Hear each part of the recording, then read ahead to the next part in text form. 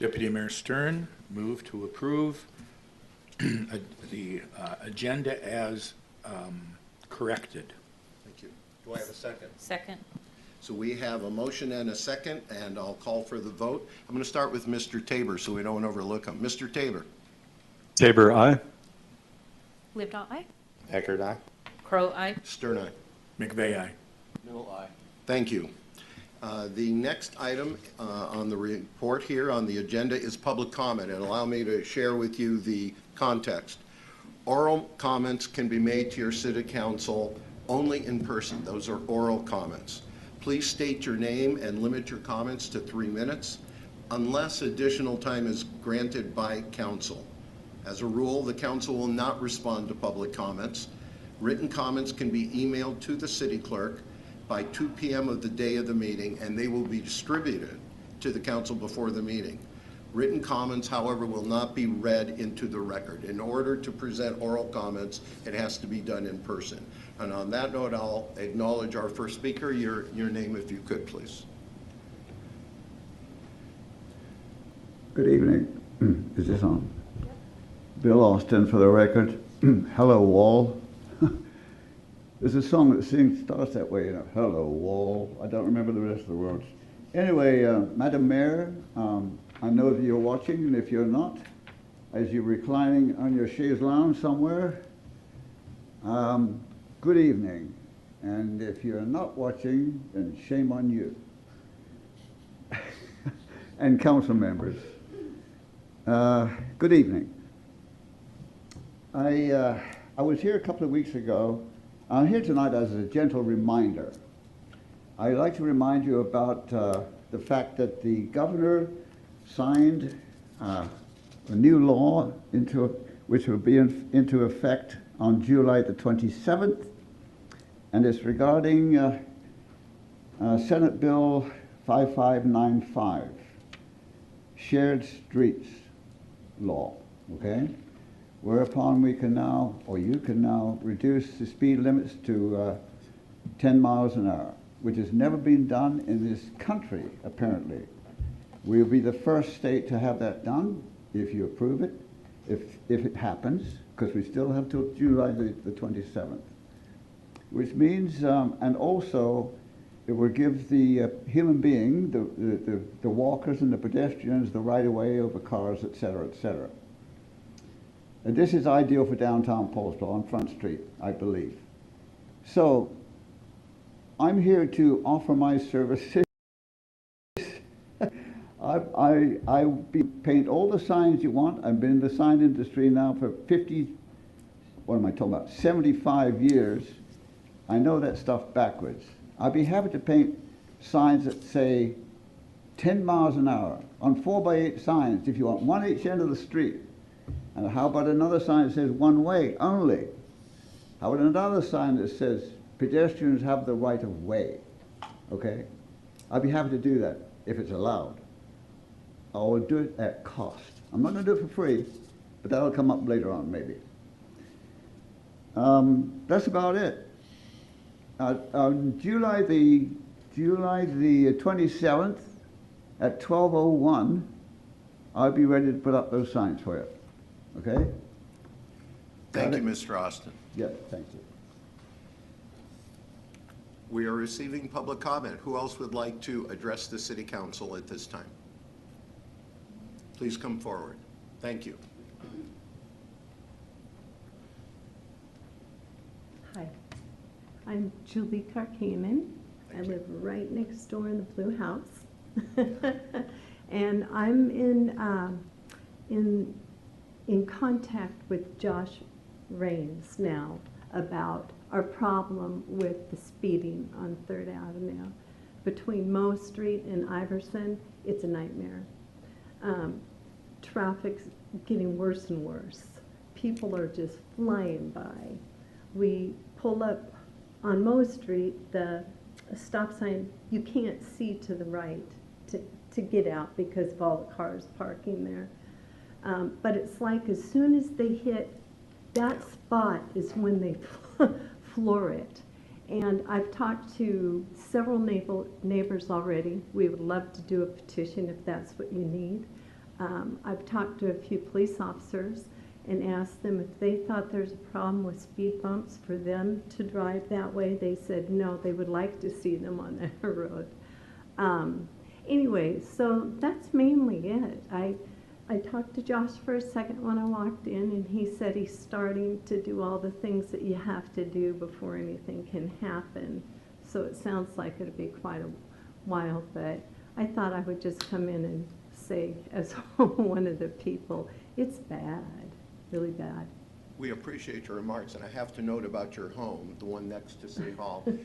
That is the oldest residential structure in the city of Poulsbo. I know it's sheathed in a more modern material. Yeah. But that is the last standing old house from the 19th century, the original in Poulsbo. 1886. There we It was are. built by Biermelin. Yeah, like the alley is named after.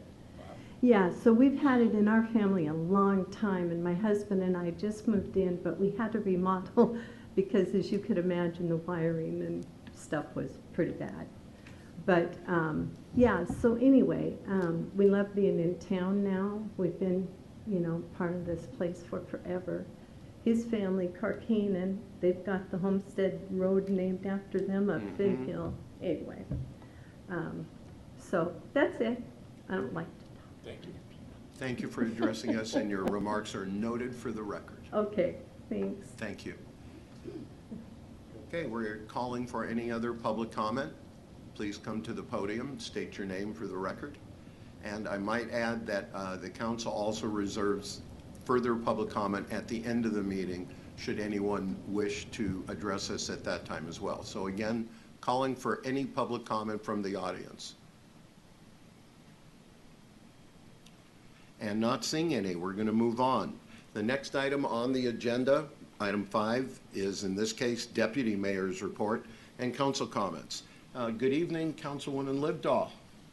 Hi. It's good to be back home. I just returned from a 5,000-mile road trip with a 6-month-old baby.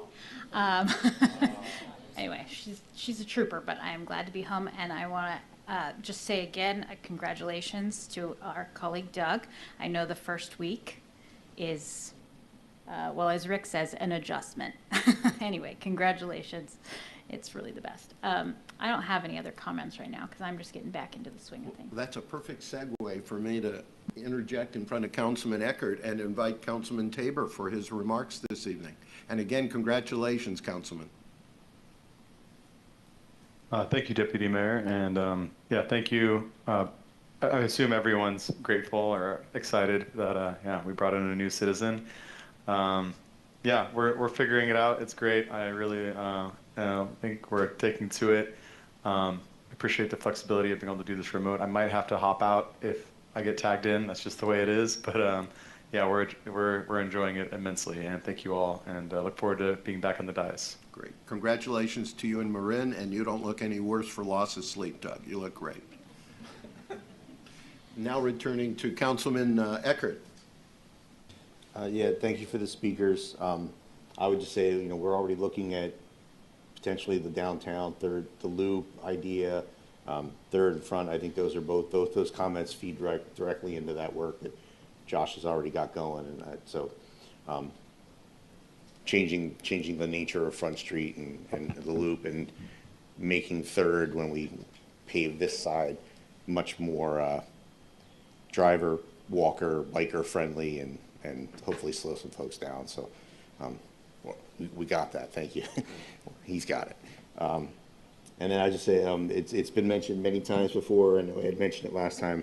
I went to the county commissioner meeting on Monday, and it just reinforced that we absolutely have to get a 307-104 committee up and running, working group, just like the 305, because those challenges are not going to go away, and it's going to take a multi-jurisdictional, multi-year effort, just like was instituted for 305. And the sooner we do it, the sooner we can start tackling the problem. Thank you, Councilman Eckert. Good evening, Councilwoman Crowe. No comments. I'm going to reserve mine for the end. That's the tradition. Councilman McVeigh. Good evening, everyone. Good to see you all. I just wanted to note It seems like we're having a lot of ribbon cuttings in our community lately. Councilmember Stern attended a ribbon cutting today at Peninsula Community Health, their new facility. He may touch on that. I will be attending 2 ribbon cuttings for new businesses in Poulsbo. 2 o'clock Friday. Thank you. Culinary Viking downtown here in the new Eliason Square building on Front Street will be having their ribbon cutting celebration. And 4 o'clock on Friday, Ty's Wine and Brew, a new tasting room on Viking Avenue, will be having a grand opening celebration, again, 4 o'clock Friday. So I look forward to joining Chamber of Commerce members and others for those two ribbon cuttings, but it's good to see. It just seems like we've had quite a lineup of ribbon cuttings and grand openings lately, which is great to see. It's great to see our city being so vibrant. And I would just note Mr. Austin, again, happy 90th birthday to you, sir. He threw a heck of a party last Saturday that it seemed like half the town was at. It was a great time, and congratulations and happy birthday, Sir William.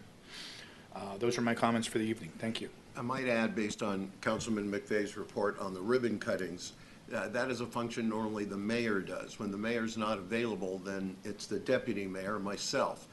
If I'm not available, as I won't be Friday afternoon, it falls to the alternate deputy mayor position, and that was an elected for Mr. McVeigh at the beginning of last year. So we appreciate your efforts, Mr. McVeigh. Mr. Newell. Nothing this evening at this time. So I will do deputy mayor reports. I'm going to start with an anecdote sitting up here, and I think Finance Director Boer might remember this one. It was early in then Mayor Quaid's first term that she took a vacation to Iceland, her family home. And so the council came together to conduct business. And at the end of that business, City Administrator, the council passed a moratorium. And as the Mayor Quaid was flying back from Iceland, having learned the joyous news, she swore to never go on vacation again. And Debbie Boer's laughing for good reason, so she remembers. On a more serious vein, I want to share about the ribbon cutting this afternoon, Peninsula Community Health Services. There are health services for Mason and North Pierce, which is the Gig Harbor area, all of Kitsap and Jefferson County. They accept any and all walk-ins, whether you have insurance or not. They're the designated hitter, and thank goodness we have them as a safety net and last resort, not only for primary care, but for dental care. So the happy news here is that they've just opened a state-of-the-art facility. It's across from the fire department up that very steep hill. But it's something everybody should be aware of because they also accept walk-in. They are a tremendous resource, and this is a state-of-the-art facility. They provide services in English.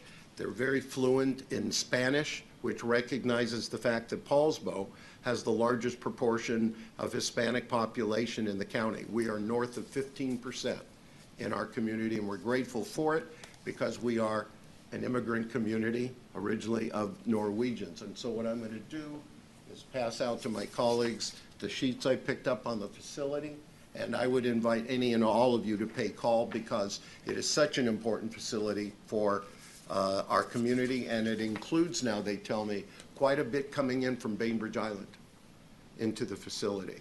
And that just goes along with our growing presence as a healthcare center. We know the tribe, the Squamish tribe, is looking at a new healthcare facility that'll be coming into Poulsbo. They're going to be building it here. We know that Olympic College is standing up its regional allied health center up on the hill at their campus and moving all of their health training and degree programs to Poulsbo off the Bremerton campus. So it really picks up a lot of momentum. The last item I want to touch on is the business and occupation tax code that we passed last year. This was ostensibly in order to provide a permanent funding source for the city administrator's office, and then from there, what else might need support, and we designated any excess monies into the police department. The idea being on a business and occupation tax is businesses paying that tax. Businesses require professionalism, continuity, and consistency to make business decisions, and that was in large measure what we were looking for from a city administrator, instead of the potential of election cycles affecting that.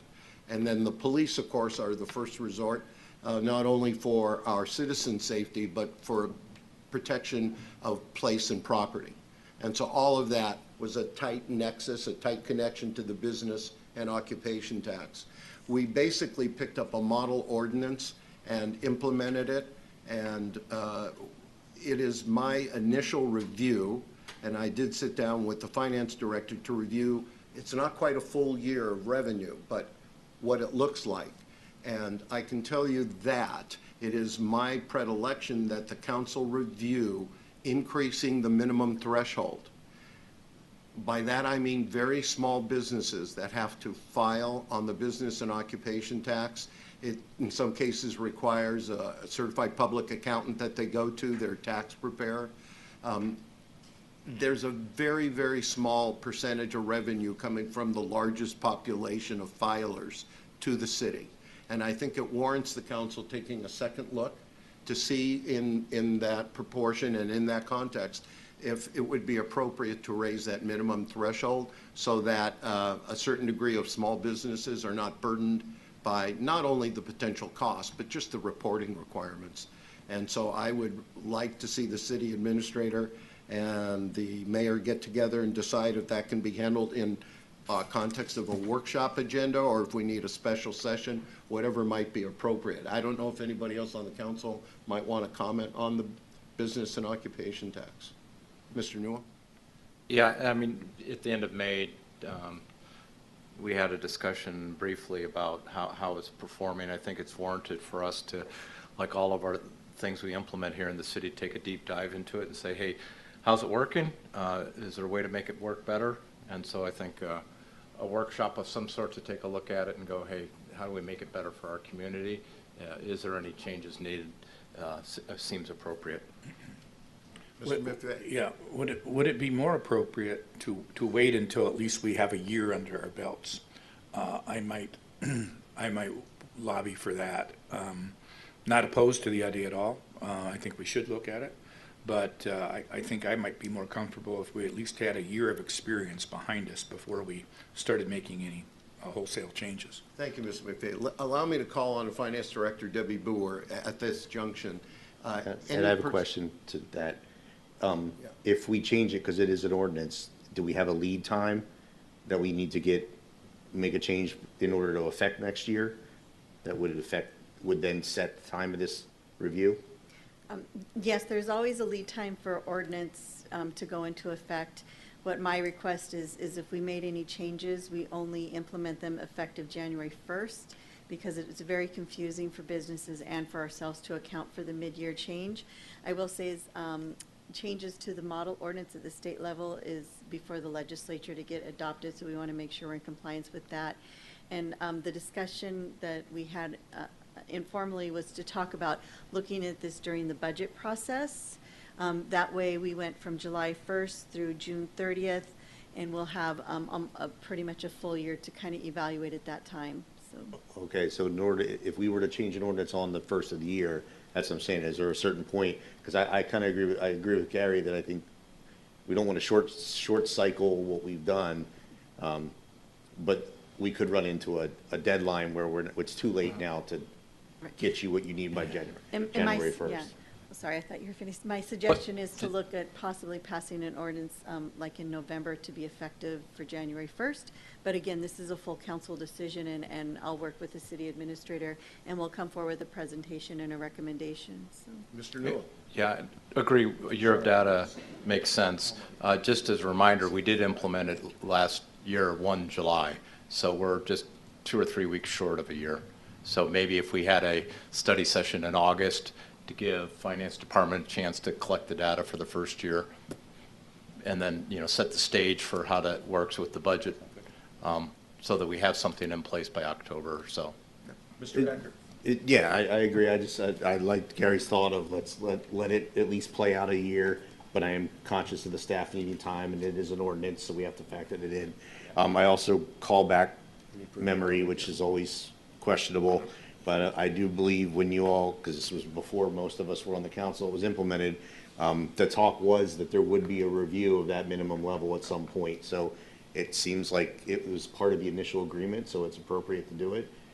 Also, the state made changes to the B&O tax at the state level, so it might be worth seeing how that is impacting our businesses and maybe have that part of the discussion of, do we need to look at it with that as a part?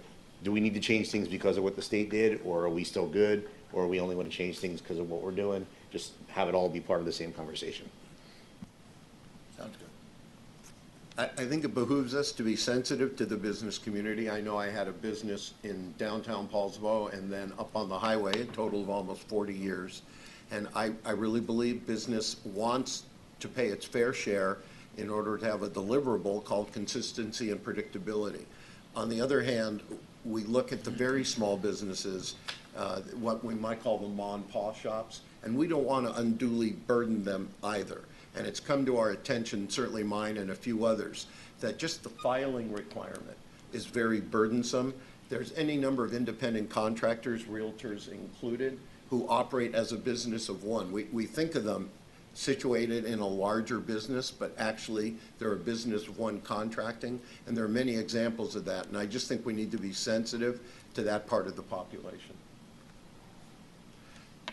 Any other comment? So that completes Mayor, Deputy Mayor's report and council comments. We're going to move on to agenda item 6, which is board, commission, and outside agency reports. Do we have any board, commission, or outside agency reports? Mr. Eckert.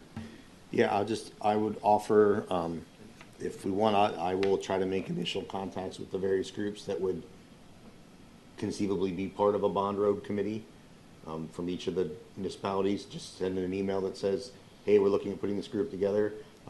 If the council wants, whatever we need to do to get that started. I've been bringing it up for a long time. I'd like, whatever we need to do to get the ball rolling. If it's more appropriate for Rob to do, it's on our actual list of official committees, but it's never actually met, so.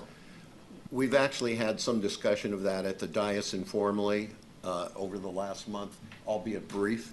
There was reference to the precedent of the Highway 305 working group, which came together around the Connect Washington program and an appropriation of some $40 million. It was convened by then Senator Christine Rolfes, and who now happily happens to be our North End Commissioner.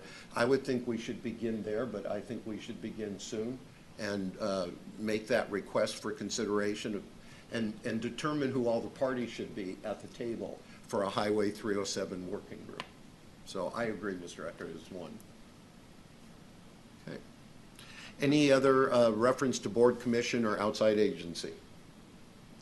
Not seeing any, we're going to move on to agenda item 7, which is the consent agenda.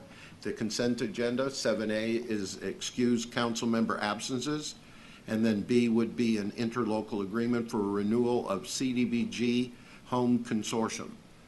And those would be approved by motion as a whole, or if any council has a question, we can pull any one of those items. I assume it would be the ILA for renewal. Otherwise, I'll entertain a motion for approval of the consent agenda. Deputy Mayor, I move to approve consent agenda items A and B. Second. We have a motion and a second on approving the consent agenda. I'm going to start again with Councilman Tabor. Tabor, aye. Thank you. Lived all aye. Eckert, aye. Crow aye. Stern, aye. McVeigh, aye. Newell, aye. Thank you, Council. And moving on to agenda item 8, business agenda. 8A, 8th Avenue Culvert Replacement Consultant Design Contract, and that'll be our own Rachel Bowen coming to the table. Welcome this evening, Rachel. Good evening, Council. Give me one moment here. Oh, wait, I have to share.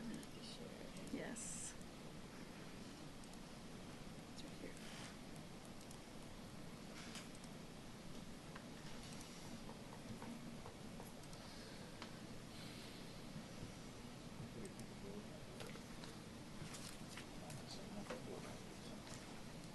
All right, good evening, Council. I'm here tonight to talk about the 8th Avenue Culvert Design Consultant contract. a little background about this. The 8th Avenue culvert, it's an aging 24-inch culvert restricting fish passage barrier on South Fork Dogfish Creek. This is located next to our public workshop and Coffee Oasis. The project to replace the culvert's been on our stormwater CIP for several years now. We recently received some funding from the Brian Abbott Fish Barrier Removal Board to replace the culvert with a fish-friendly design. South Fork Dogfish Creek is home to coho and chum salmon as well as cutthroat trout.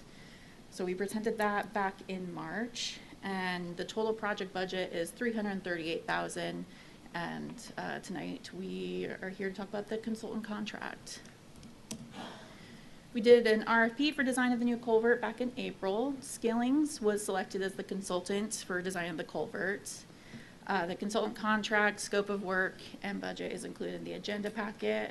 I won't go over all of those, but I'll talk a little bit about the big ones, the schedule, and the budget. So the total budget was $302,121. So of that, about $282,000 of it, that's from Skillings. And then we'll also have some geotech work done through PanGeo, and that's about $19,000. So the schedule for that project, design is scheduled to be complete in June of next year. And the contract includes doing an alternatives analysis, geotech and survey, preliminary final design, as well as permitting. I have a recommended action up here, but I'm happy to take any questions about the project. Thank you, Rachel. Calling on Councilman McVeigh. Thank you. Rachel, couple questions. One, have we done work with Skillings before, and have we been satisfied with their work? And the second question is, my recollection is we got some state funding that we're allocating to this now, to this design project. Does the grant cover the entire amount of the estimated design work? This will be our first time working with Skillings. They've worked on culvert design for other jurisdictions in Kitsap as well as the Puget Sound area, so but this will be our first time working with them. As far as for the cost of it, so $238,000 of that is money from the Recreation Conservation Office. So our portion with the contract here is $64,000, which is budgeted in our stormwater CIP. Thank you very much. Thank you. Mr. Newell. Rachel, Josh, same question, different day. Could you explain, now that we've gotten into contract award, how is this going to be coordinated with the other efforts related to 8th Avenue? And how do you keep the consultant efforts aligned, please?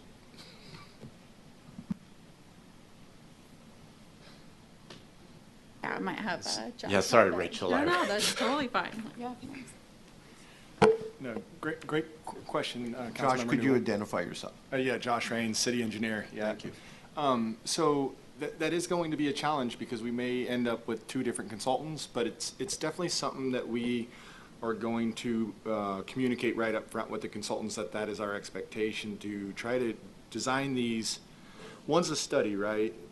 This culvert is a design. So as we go through the design of the culvert, we're going to want to make it compatible so that we don't preclude anything in the realignment of 8th Avenue. So as we get to selecting a consultant on the 8th Avenue study, that will be right in their scope, that will be coordinating with that design effort of the culvert. So, Okay, and that's fine. Just, if it's included in the contracts on both sides of it, that they have to coordinate.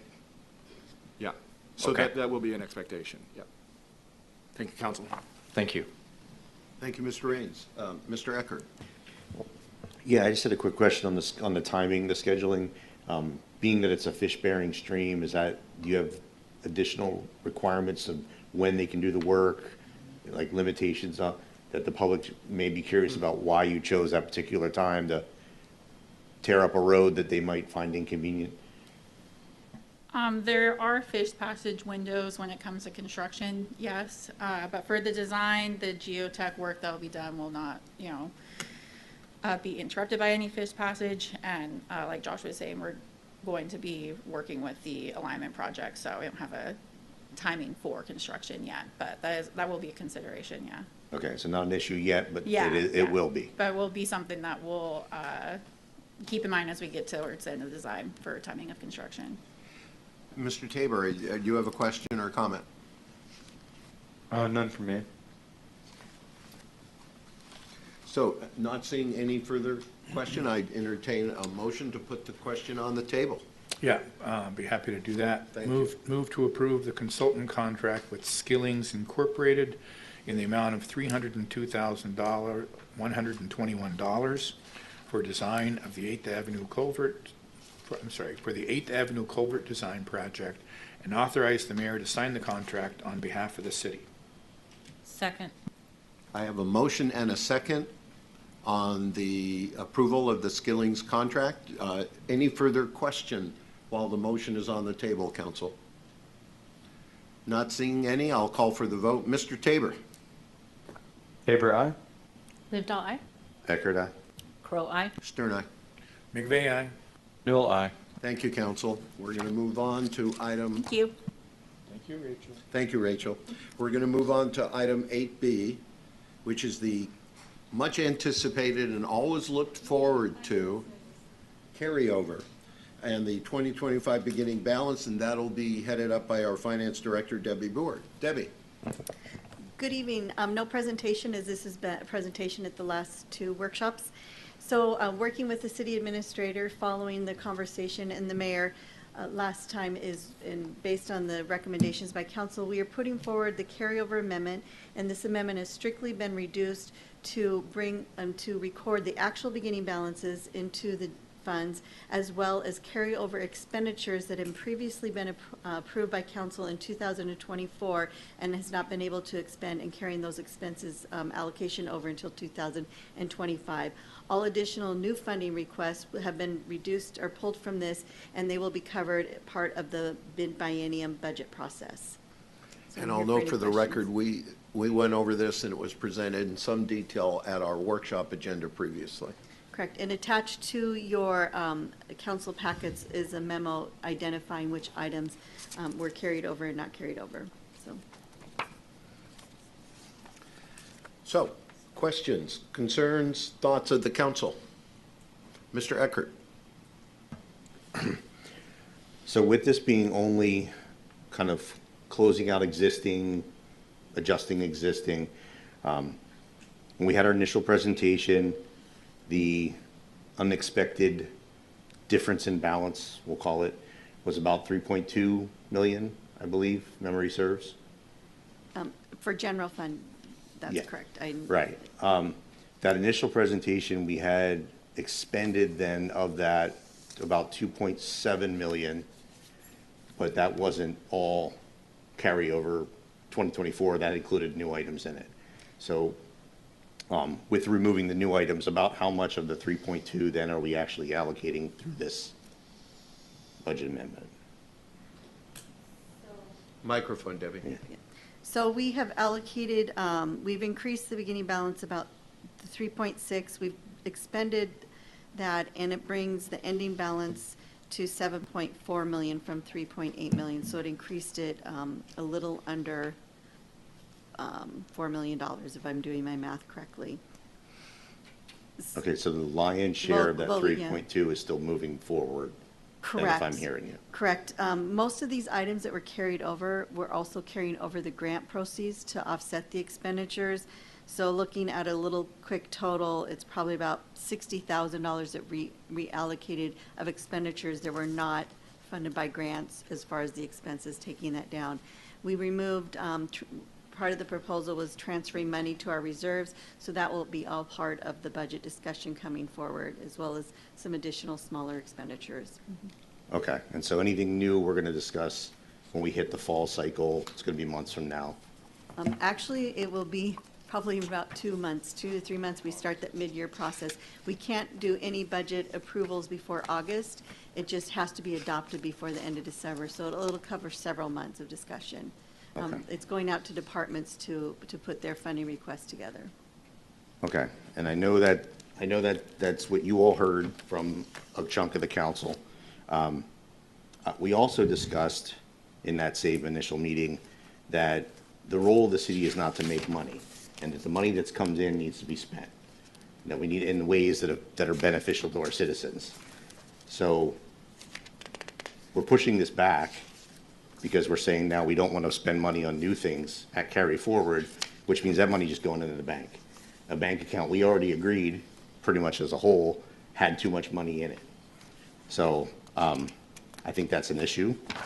We also, I've heard through this process that we don't fund new positions that carry forward, that's a council policy. I'd like to see that policy because I've never seen it before.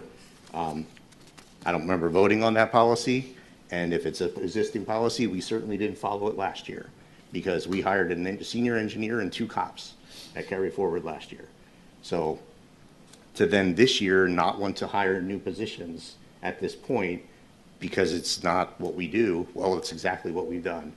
So I have an issue with the fact that we're not moving forward on the code enforcement officer, which I believe everybody seemed to agree with. I brought it up multiple meetings. The mayor directed it to be added, and then it went away. If we wait till the end of the year, it's going to be a good 9 months before we're hiring this position, and I see a need for it right now. So I have a problem with how we're doing this. I think we should have moved forward with a new position, a new expenditures, because we agreed the money should be spent. And again, the precedent from this council was that we did what needed to be done when it needed to be done. We didn't wait a year. Debbie? So to clarify, we do have a financial management policy that was amended a few years ago, and it does talk about funding reserves. It's in our budget book, as well as if you need a copy, I'm happy to email that to you.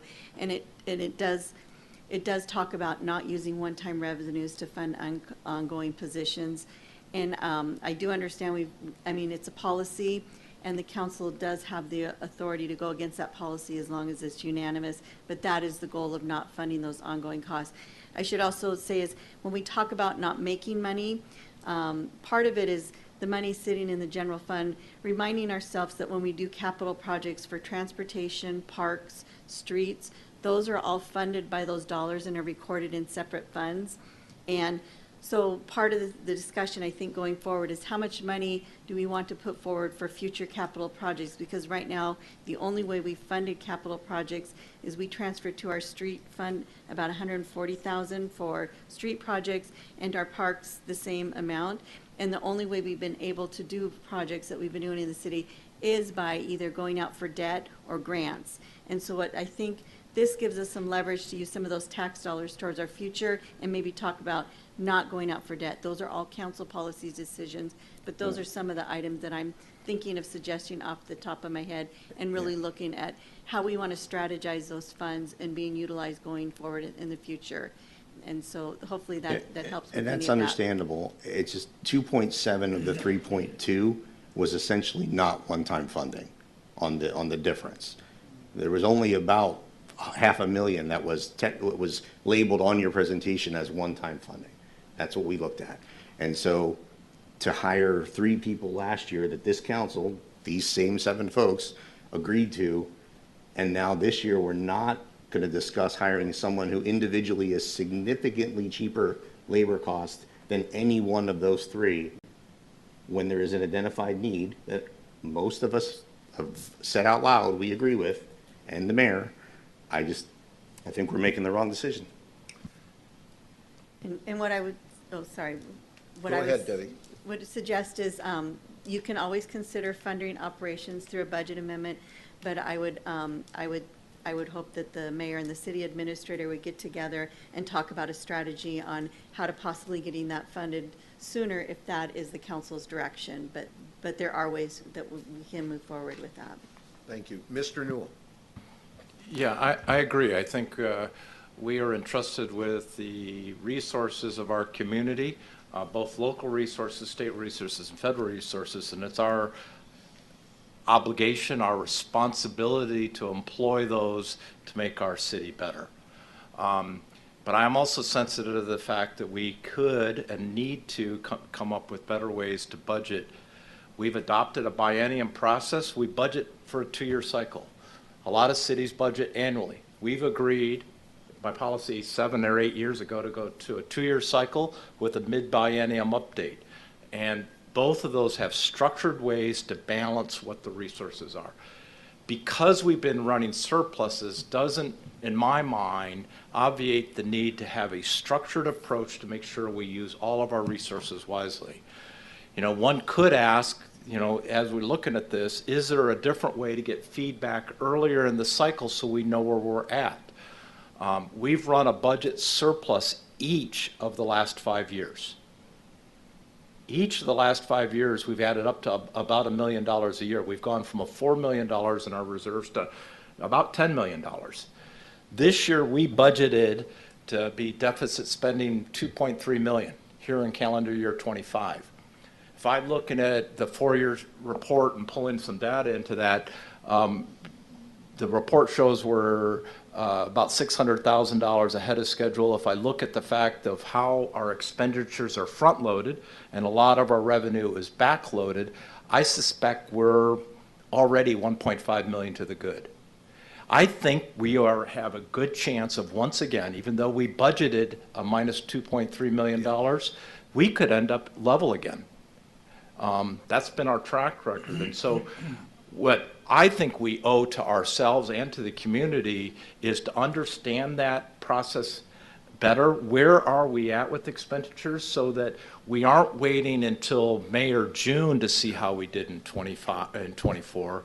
We have a fairly high level of confidence in November before we close the budget of how we're doing so that we can take a bigger bite of the apple, that we can put more aside for our capital projects, so we can get the staff in place that make a difference. But I really do believe, and not all of us voted yes last summer, that we need to have a structured approach so that we can understand all of the needs of the city and we can rank them and say which ones are our priorities. Mr. McVeigh. Thank you, Mr. Stern. The code compliance officer, I think that discussion will likely continue when we move into the parking enforcement item on the agenda tonight. We can talk about it more then and subsequently. So I guess to keep us moving, I am going to put a motion on the table since we have discussed this a few times before. I move to approve budget amendment 25-0208 to post actual 2025 beginning balance and carry over previously approved expenditures from the 2024 budget, which were not completed in 2024 and continue into 2025. Thank you. The chair has a motion. Does it have a second? I second.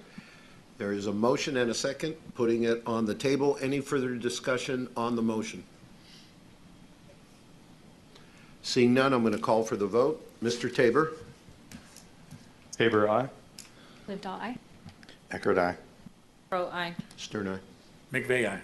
Newell, aye. Thank you, council. Thank you, Debbie. Thank you, Debbie. We're going to move on to item 8C, which is purchase of park property connected to the Poulsbo Events and Recreation Center. And this will be, again, Debbie Boer, our finance director. So this is a budget amendment. The council had previously approved the contract for the purchase of the property up attached to where the future perk site will be located. They approved that on April 9th, and this is the budget amendment that allocates the funds for the purchase of that park, and we are proposing to bring forward monies from general fund to transfer over to that capital parks fund in order to pay for that. Thank you, Debbie. Any discussion from council on item 8C, purchase of park property? I'd be happy to make a motion. Mr. McVeigh. Thank you, Mr. Stern. Just want to thank Diane Linnaeus and our staff who have been working hard to negotiate this. I think it's going to be a real benefit to the community, and the additional land acquisition will help us with having some additional amenities as well as some additional parking and infrastructure up at the perk facility that we would not have if we were not obtaining this additional property. So I think it's a really exciting development for the Poulsbo Event and Recreation Center. A lot of work has gone into it, and this is sort of the next step down the road for us. Thank you. Councilwoman Crowe. I'd be happy to entertain a motion.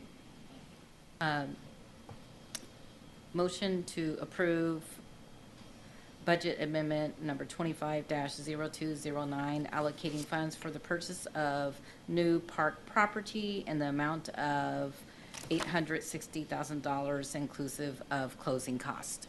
Thank you. And do I see a second? Second. I got it. Got it. So we have a motion from Councilwoman Crowe and a second from Councilwoman Livedall.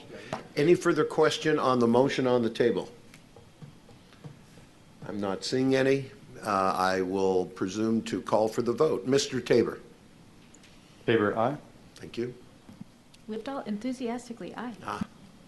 Eckert, aye. Crow, aye. Sterna. McVeigh, aye.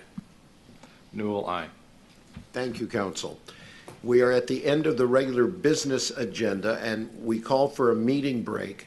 And then we reassemble at the table in front of us for a more informal workshop agenda, relatively lengthy. I might turn to my colleagues, a 5 or 10-minute break. What would be preference here? We're going to take a 10-minute break. It is now 5:50. We will reconvene at 6 o'clock for the workshop agenda, and I'll note one more time for the record, at the end of that workshop agenda will be another opportunity for public comment. We are moving for a 10-minute break.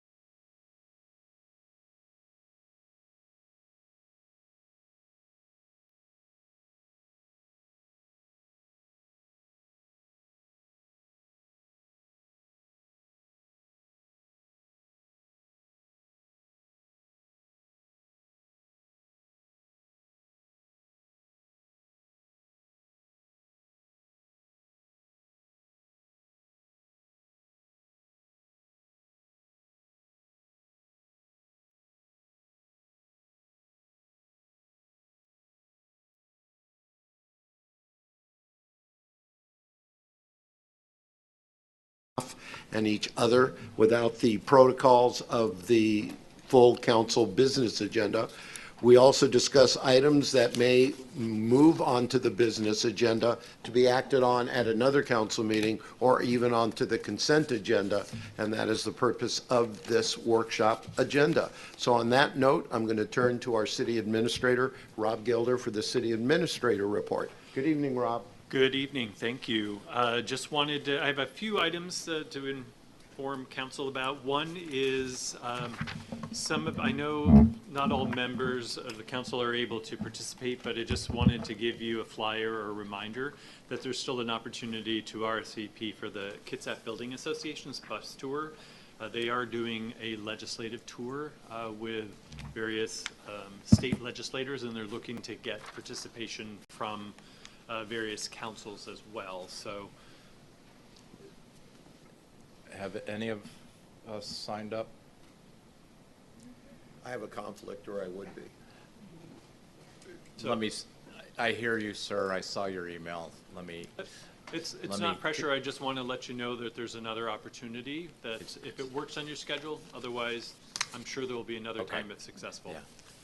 Yeah. The other thing I just wanted to share is that Officer Hausberg and I had the pleasure of spending some time this afternoon together at the Kitsap County Abandoned and Derelict Vessel Technical Advisory Committee. That meets quarterly, which is pretty interesting. My first one, I guess it was kind of a voluntold kind of thing, as the mayor forwarded me the appointment onto my calendar.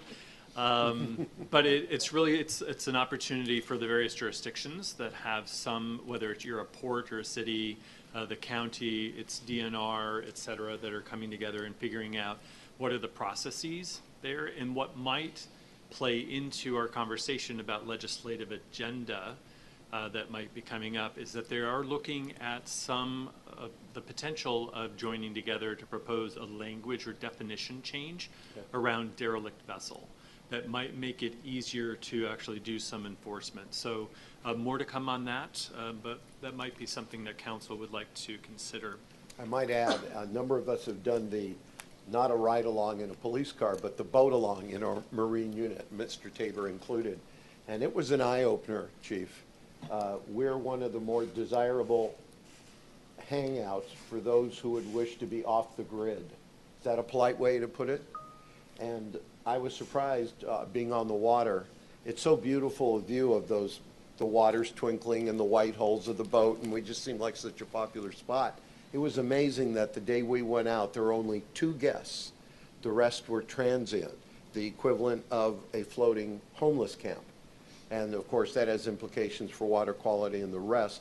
I know from talking to Officer Hausberg and others, it's the derelict funding mechanism in the state of Washington is wholly inadequate to meet the demand. And I know there was a suggestion of increasing, whether it's boat registration fees or what have you, that the legislature could look at a more robust funding structure, because otherwise the problem is, I gotcha, right? And it just seems to go on and on. Doug, you're a pretty active boater. Any comment? No, I think it's been well known. I mean, I'm sure it came up, Rob, when you were in Kitsap County. This is a question, whether it be in Dyes Inlet or here or various other places. You know, I think there's something there. The idea, though, of Olympia raising taxes right now after they just raised taxes, I think we're going to have to take the long-term approach to this. It might not be a short-term solution just because of all the other dynamics. But just to reiterate, I have 2 boats. My registration fees are pretty high, but derelict boat is only $6 on each of them. So, you know, if you doubled it to 12, most of us would be like, okay. Yeah. Thank you, Mr. Newell. So continue on, Rob. Thank you. So a couple of other things. Just wanted to let you know that we are bringing back to the workshop next week a couple of different options for potential inclusion in an ordinance to update or amend the municipal appointed officers component of our code. So we took the comments of council, went back to the what do we call it? You know, the well, bulletin board or dartboard, maybe, no. And came up with a couple options we'll bring back for discussion next week. And then hopefully if council settles on something, and then we'll amend the ordinance to bring that back in early July. I don't know if it worked into that, and you were talking to Emily. Were you able to have a chance to discuss with the lawyers, whichever one's appropriate, about potentially amending our code for the electeds as well, the residency requirement that I had suggested, that we had said to look into? I'll have to follow up on that one. I remember the conversation, Yeah. but I don't recall the I'm status just thinking of it that. might be a package we could do together if need be. Could you explain? I'm following you. Rick. Yeah, so I had brought up, and we had said, yes, we'll talk to the lawyer. The RCWs that govern our eligibility to run for office and stay eligible for office, there's some slightly gray language in there, because it just says you have to stay an eligible voter in your jurisdiction. So in order to run, you have to prove 1 year residency and then be eligible voter. But once you're elected, there's nothing that really tracks that we live here, because you could have a P.O. box as your mailing address and live somewhere else. So there is a city in Washington that's going through this issue right now, with a council member who's up for filed to run again, who there's pretty significant evidence they don't live in their city. So rather than have that ever be an issue in Poulsbo, I just said, let's look into saying you'll maintain, residency through your term, something to that effect. But we want, of course, the lawyer to give us the right language, and so just might be worth adopting those things together if we do it. In relation to the KVA bus tour, I am keenly interested in this. Unfortunately, I do have a conflict, so I'm assuming that you said there'll be opportunities in the future. Possibly. I'm crushed. Okay. All right. Well, hopefully there'll be another opportunity in the future, but I really wanted to lean into it, and I'm unable to. So, okay. Thank you. I'll make sure to circle back with them, let them know that there is interest, but unfortunately, schedules don't all work out, and they understand that. It's difficult during the middle of the week. A couple of final things, one being that we had a great day last Friday of interviews for our next human resources manager. And we were very fortunate to have a good cadre of, I think we had about 34 applications. We interviewed, we had one person drop out at the last minute, so we had 5. And we do have an individual who rose to the top, who will be able to, I think the consensus is sort of hit the ground running. And so we are in the process of just beginning that background, et cetera, and moving forward with that. So more to come. And last but not least, I know it's coming up later, we're going to talk about parking, but we are moving forward with updating parking passes for staff and council utilizing the garage downstairs. So at some point in time, would love to touch base with council members. If you have one that you've used in the past, we're not doing those. These are numbered, and we'll be tracking them as well. So, all right, thank you. Thank you, City Administrator, for leading and with your staff on the interview for the HR. That is a critical position for the city. Appreciate your hard work. Finance Director Debbie Boer. We exhausted you in the course of the council business agenda. Thank you. And our own Kim Hendrickson, our Health Human Services Director. Thank you. Good evening, Council. Wanted to report out that I spent last week in Atlanta at a conference called CoreCon, which is a gathering of co-response teams for fire and police departments from across the country. I think there's around 1,000 people that go to CoreCon, and almost 100 of them this year were from Washington State. It was very edifying to me to see Josh Sutton, our police navigator, there at the conference, as well as members from the Poulsbo Fire Cares team, the Central Kitsap Fire Cares team, the South Kitsap Fire Cares team. Kitsap was well represented, and it made me very proud. A couple of grant updates to share. Last week we were notified that we have been awarded 2 new grants to run Recovery Cafe operations, one from the Healthcare Authority and one from the Recovery Cafe Network. I'll be coming back to council next session to show you the contracts and to see if you have any questions about entering into some new agreements, but it seems clear to me that what we're doing at the Recovery Cafe is gaining interest and support, and I look forward to sharing the details next session. Thank you. A couple of us had the opportunity to attend the Chamber luncheon today. Representative Greg Nance addressed, and big shout out to our Recovery Resource Center, which is our own Kim Hendrickson. We can't hear you. A lot of people don't want to hear me, Gary, but if you insist on it. I wanted to give a shout out to Kim Hendrickson because at the Chamber luncheon today that a number of us were able to attend, Representative Greg Nance, our state representative, called out the work of Kim Hendrickson, the Recovery Resource Center, a real groundbreaker. Very proud to sponsor that and further it, and a big shout out before the Chamber. So credit to you, Kim. Anything, Doug or Gary, you want to add? Your colleagues there? Nope. Moving on to our Public Works Director, Diane Linnaeus. Just a couple quick updates. There's several projects that are larger that have been moving along at their usual pace, and I want to provide a couple of updates. The biggest being the Central Kitsap Treatment Plant upgrade. We meet regularly with Kitsap County. We did have a meeting today, Charlie and I did, and it's anticipated that construction of the first phase will occur in 2026 or begin in 2026. So for us, that means that October of this year, they'll have a MAC, which is the maximum allowable construction cost, identified, and we'll be ready to move into next year with a firm cost estimate. We will have 90% design next month that we'll be reviewing, so that project is moving along on schedule. The PERC project, we plan to submit our site plan next week to the planning department at the city of Poulsbo. And planning and engineer will review that and we'll continue to move forward. We're on track to be able to advertise that in the fall of this year and start construction next year.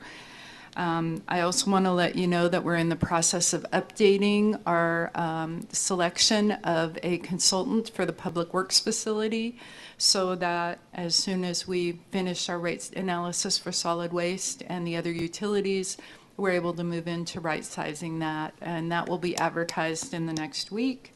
We met with the solid waste financial consultant this week, and they gave us the first round of numbers on the rate analysis. We gave them some feedback, and we plan to present that to council on July 9th. So that will be coming forward. And in terms of loans and grants, we just want to let you know that we are planning to apply for a Public Works Trust Fund loan. It'll likely be for the treatment plant, which frees up money for other things. And that's it. I think Josh has some stuff. Any questions for Diane? Our city engineer, Josh Rains. Yeah, good evening. So just a quick update. I've got some good news, and then I won't quite call it bad news, but I did want to give you a little update. So as you know, Robb Park recently finished construction, and the great news is it looks like we're about $150,000 under construction budget on that project. So we'll come back in July and formally accept that project here in front of council in July. The tough part is Rotary Moro Park. That construction is complete as well. Unfortunately, one of the features of the park are not working quite as well as intended. So the rockery wall that's there, that's about 2 feet high. Well, naturally the kids are playing on it and it's not quite functioning and staying stable the way that we would like it. So we would like to go ahead and replace that rockery wall with a block wall. And so our finance director is here to support the discussion if there's any questions, but we'd like to use some of the money from the Robb Park savings, from the impact fees, and utilize it to pay for this block wall on Rotary Moro Park. So I'm told and understand that no budget amendment is needed just because it's in the same bucket of park impact fees. It's just a different use for a different park. So if you guys are on board, I just happy to answer any questions, but just looking for a thumbs up that you guys are okay with us to move forward. The children are all over that park, and we need to take every step to protect it. Rock walls can be especially dangerous, and that's an intolerable situation. So if everybody's good, awesome. Thank you. Thank you, Council.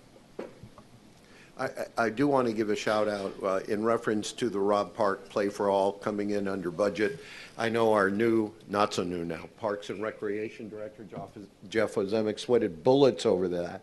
Did value engineering on it more than once. I know I heard the reports also at Rotary, not just here. And so I'd just like to give him a shout out for really dogging that. And I suspect there's some connection between the savings and his hard work. So a shout out. Our city planner, Heather Wright. No updates. Yes, we have no updates, but I see our police chief making a beeline. Welcome, Ron Harding. Just quickly, two updates. One, a community-sensitive issue that I think impacted a lot of people in town last night. The ball games were canceled at Snyder Field. What was happening is a manhunt for a person of interest in a homicide case. We were working with Kitsap County SWAT. It's Kitsap County's case. It occurred in their jurisdiction. We were there assisting them and had a good outcome. The person was located. No one was harmed. He was taken into custody. But that's what all of that commotion was about. And then just a point of interest, one of our officers, Officer Jason Kennedy, has announced his retirement at the end of this month. So we wish him well with his family. He's going to go to the next chapter and enjoy that retirement life. We are already in background with a lateral candidate from the local area. If that all goes well, then we'd probably be able to see that position filled by hopefully August. That wasn't picked up on the mic, Ron. Everything? Yeah, I heard it. You're good? Yeah. Yeah. Okay. Okay. I heard everything. Okay, good. I'll note, and I'm sure, Chief, you saw it too, the Seattle TV stations by 11 o'clock were all over that story about the Snyder Park area. Yeah. We should thank Officer Kennedy for his service and wish him well in retirement. Thank you, Mr. McVeigh. Who else do we have here, department head-wise? That completes the round? That's why Brooks is That's waving. why I was waving at you. I just thought you were glad to see me, Brooks. Always glad to see you. Thank you. Our IT director, Brooks Rendell. As many of you know, we've made some changes in chambers in regards to how we present meetings. We're still dealing with a few hiccups with that. We are currently having a Zoom sharing issue where it's not showing on BCAT cable TV and it's not showing on the stream. But if the public listening right now or watching right now, if they wish to see the Zoom sharing that's going to happen in the next part of the meeting, et cetera, they can join the Zoom stream, and that's at the top of each agenda. And then what the video that gets uploaded for tomorrow that's available for viewing after the fact will be the Zoom recording, and we'll have all those slides, et cetera. Just wanted to let everybody know that we are working on the issue. Very good, Brooks. I might ask you, last week it was reported during our break that BCAT was still recording us audially. Did we determine what caused that glitch? Yeah, we knew exactly what it was. It's part of the new system. We just didn't have the room turned off audio-wise. And thank you. That we have fixed now. And our city clerk, Rhiannon Fernandez. Any report, Rhiannon? She says no. Thank you. So we're going to move on now to questions and concerns of the council. Colleagues. Mr. Eckert. Yeah, I just wanted to share quickly. I was sharing it with Kim in the break. The county commissioners on Monday got a presentation. They're meeting on the upcoming year use of some of the funds that get collected through sales tax, the 1/10 to 1%, the various projects and all. And I found it interesting that in one portion of that, which would be the housing, right? I think I told you right, where we keep our money and we don't contribute.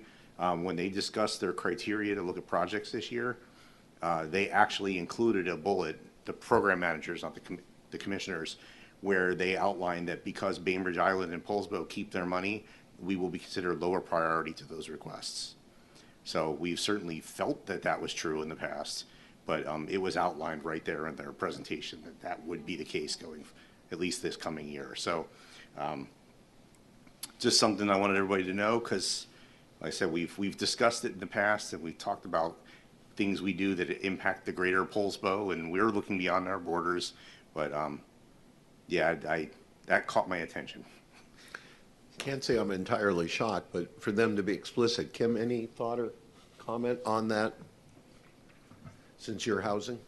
Only that Rob and I have been discussing something that I think Heather Wright might mention in her comments later today when she's talking about her new model ADU program.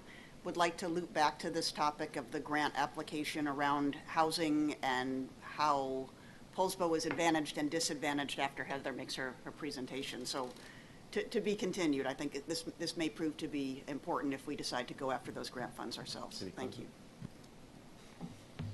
Mr. Mifke.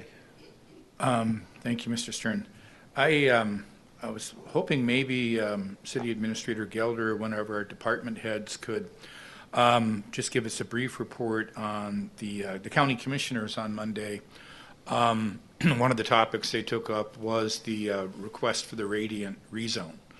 And my understanding is that request Radiant had put in for a rezone of property between Poulsbo and Kingston. It was one of 17 zoning change requests to move land out of rural classifications and into other classifications. And my understanding, what I read, and this is why I'm asking for any further information clarification, the only place I could find information was on Facebook, and I know that's dangerous, but what I believe I saw is that the county commissioners voted 2-1 to support the staff recommendation to make no changes in any of those 17 requests to change zoning from some of those rural designations. And the issue will be taken up again later this month, is my understanding. Is that correct? Can anybody? Well, I was at the meeting, the evening meeting, not the earlier meeting where that discussion took place. What was presented by DCD was. Can you? I'm sorry, yeah, Department of County Development. There you go. Their version of Heather. They recommended going forward that all residential rezone requests be pulled and only the commercial industrial requests go forward as block slates. That's the vote that you saw. That was a 2-1 vote to continue that way. So it wasn't approving or disapproving any individual projects. It was, do we take all of the residential off, or do we go forward and look at them? And I think they have to come back and vote again now, if I read that right. If I understand correctly, what occurred would be at a work study or a briefing that the board had, providing direction to staff to then further refine what ultimately comes back before the board for adoption or approval. Yeah, and I looked for a recording of that meeting, which I haven't found yet because I wanted to see the actual what was discussed about, because the Radiant project has by leaps and bounds gotten more attention than any of the other residential requests. At that meeting Monday night, I made comment as a private citizen. There were about 5 other people that spoke in the room against, 1 for, and 4 or 5 online that called in and spoke against. So, you know, there was a lot of us that drove from here down to Port Orchard just to say, don't do it, which was noticed by the commissioners. So it's definitely, like I said, more than probably all the rest of the projects together has attention. Questions and concerns? Britt. I'm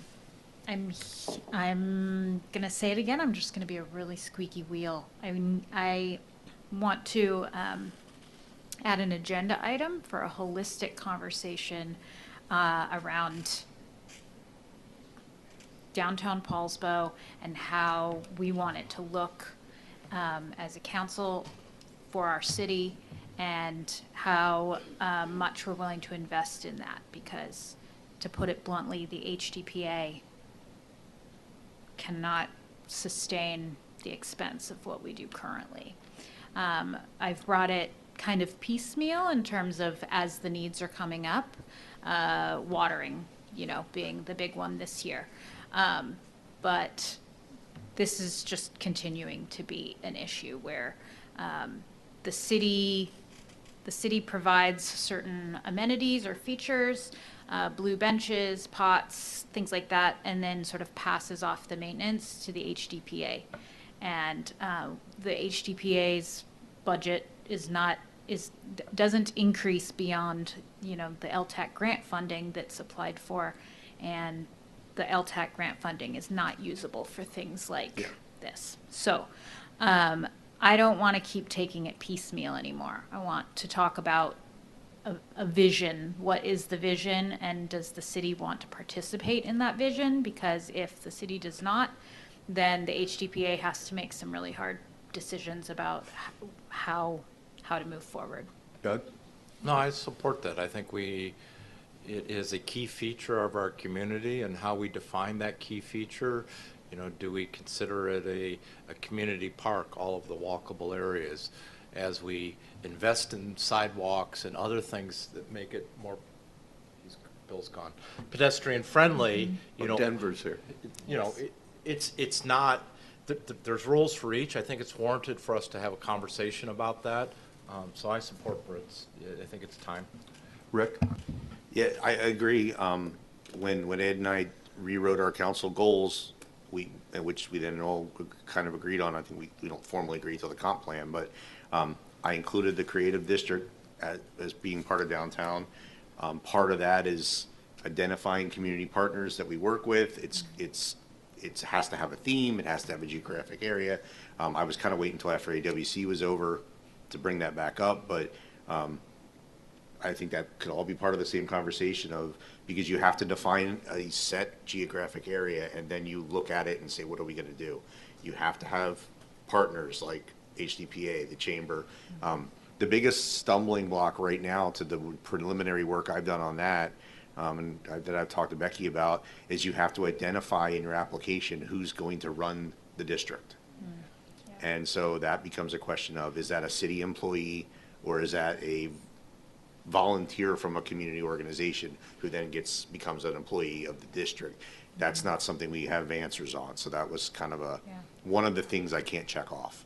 So I've been checking off the application as I figured things out, but I can bring all that. I just figured I was kind of waiting to get through annual conference. Eric?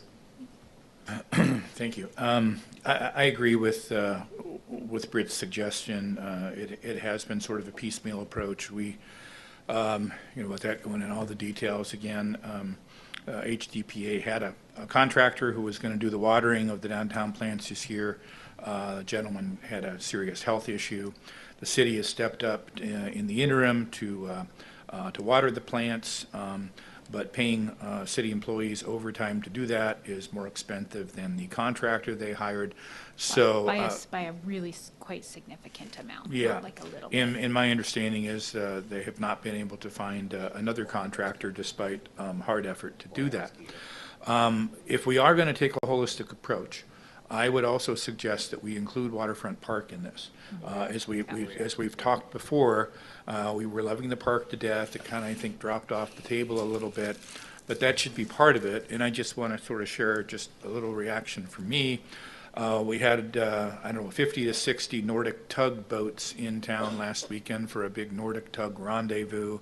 Lots of visitors and income into the city, which we have pretty regularly during the summer. And I walked off these beautiful boats and onto the dock and through Waterfront Park, and I was confronted with those really ugly concrete picnic tables and concrete stools that people sit on. I think we've budgeted to improve that this year, and I'm hoping that will still happen. And then I came upon the Havenvay Breezeway, and a shop owner out there who was clearing it off herself with a leaf blower. Because there's at least two dead trees out there on the Breezeway, which is a really prominent location downtown. And I thanked her, And she said, well, if the city would do this or HDPA would do this, I wouldn't have to do this, and which led me to, of course, tell her I was on city council and I would see what I could do to help. But that breezeway is looking really rough too. Front Street itself, with the blue benches that were repainted, with the water, with the hanging baskets, is looking quite lovely. But there are other areas of our downtown, I think, that are not up to our standards. And so I would support taking a holistic view of that. Yeah. Well, I'm going to diddle that on a holistic approach. And in doing that, if we can look at the various components and pieces from, you know, the watering of the plants, maintenance of areas, the waterfront park, and then, you know, you guys, some of you have walked through this for quite some time, you know, the cost and estimated costs and, you know, the hands and feet that will do the work, knowing that HDPA doesn't have the hands and feet to do the work. So if we can look at everything. But you're really fortunate because I am also on the HDPA. Yes. So you don't have to call in too many extra people Yeah. because I can help give you the information. But yeah, thank you. Yes, we need all that information Get a schedule at some point. soon, because we need some answers. We being my HDPA hat, we need answers on how we're going to manage the budget for the rest of the year. And we should probably have it and then include our discussion as a next topic item for our next joint port meeting too, because they're on the other side of it. I mean, we're on one side of they're the other side of Front Street. Yeah. So they should, I think whatever we kind of come up with, we should include them in the next phase of that conversation. So my 2 cents, I just don't get to chair the meeting, right, Gary? I get to add a comment every now and then. As long as it's brief. And, preferably with my mic off. I've noticed that gets a big reaction. So I was there at the formation of the Business Improvement District. My business originally was 2 doors down from the post office down there. And I was there for 10 years. And when Jack Webb, his wife, had Sarah's clothing store, they were instrumental drivers on it. I like this holistic approach, and I'm going to turn to Josh and Diane. We're looking at the utility upgrade of the downtown, which we've been saving considerable money toward. And when that happens, there's going to be the component out of the general fund for general amenity improvements. You heard Mr. Austin tonight talk about his desire for this new code on speed and the relationship to pedestrian, hopefully flattening out our tilted sidewalks and many other things. I'm wondering what the timing might be, and if you, from a planning standpoint, Josh and Diane, with this question of policy and overview and holistic thinking, should that start to form a little bit in front of that other project so we know what we're dealing with in terms of a context of the attitude of the players and what their role should be, if any? I think it's good to get started on the planning sooner than later. The one thing I would say is it's a really big project. Yeah. You know, it's a really big project, and there's a lot of different pieces to it. There's the opportunity to maintain what we have right now, and then also the opportunity to create something much bigger and better. I just got back from Portugal. Heather just got back from Italy, and Rob had a big trip this year too, and I think all of us are capturing ideas from all over the nation and all over the world for things that could be wonderful in downtown Poulsbo. So the one challenge we do have, I'm going to say, is next year is the PERC. We have the Public Works Facility. Those are big projects for our team. And we need to complete Knoll Road, and we also need to complete 3rd Avenue. So those are all pretty good sized projects. So we're looking at the utilities more in 2028. And the road improvements would follow that. And there would be a good sized funding package and a need for funding strategy for the downtown redevelopment. So it might prove helpful, turning to the city administrator, at least metaphorically, otherwise they're not going to hear me. And that is, If we could see a projected milestone schedule on the project Diane just referred to, we might be able to work backwards then in our thinking about what to address when in relation to get in step with what could unfold there. And my last thought, and I know there was another comment here, referring back to the original Business Improvement District, and I say this lovingly, it's still the same amount of dues as when I was there in 1988. I'm not suggesting the dues should be increased. What I'm suggesting is... I mean, from the HDPA perspective, they should be. Getting to that point is So if we all work process. together on a vision, and the vision is attractive, and it isn't just the HDPA board, but the individual HDPA members that are attracted, it might be a win-win-win if we all work together on your holistic vision. Again, I think it would be important to see a timeline, work backwards, but not burden staff because of multiple overlay of projects. So we would need to understand that, I think, as a council. Yeah, I mean, I think I appreciate what you're saying about that bigger plan, but like Diane has mentioned, it is years away. And what I'm referring to kind of contextualize it, is relatively small scale. You know, we're talking about pots, baskets, watering, things that happen at the holidays for decorations, but, you know, primarily maintaining what we already have. And then hopefully trying to improve some of those smaller features. I think Waterfront Park can be separated from, to some degree, from what happens on Front Street. I wouldn't want to wait too long on that because it's such a used area. It might be helpful, Ed, for Britt or one other person, maybe Heather or something, to sit down and go, all right, what's the outline of things that need to be discussed by us with regards to downtown? Or maybe with Rob, and just get it into a triage. There's some operational concerns that need to occur, in my mind, in Britt's mind, this year. The discussion about what Front Street looks like in 10 years from now is interesting, but not as pressing. Like what I don't So like, how do I we- mean, just to really bring it down, Yeah. I don't like that I went out of town for almost 2 to 3 weeks and the trees are nearly dead.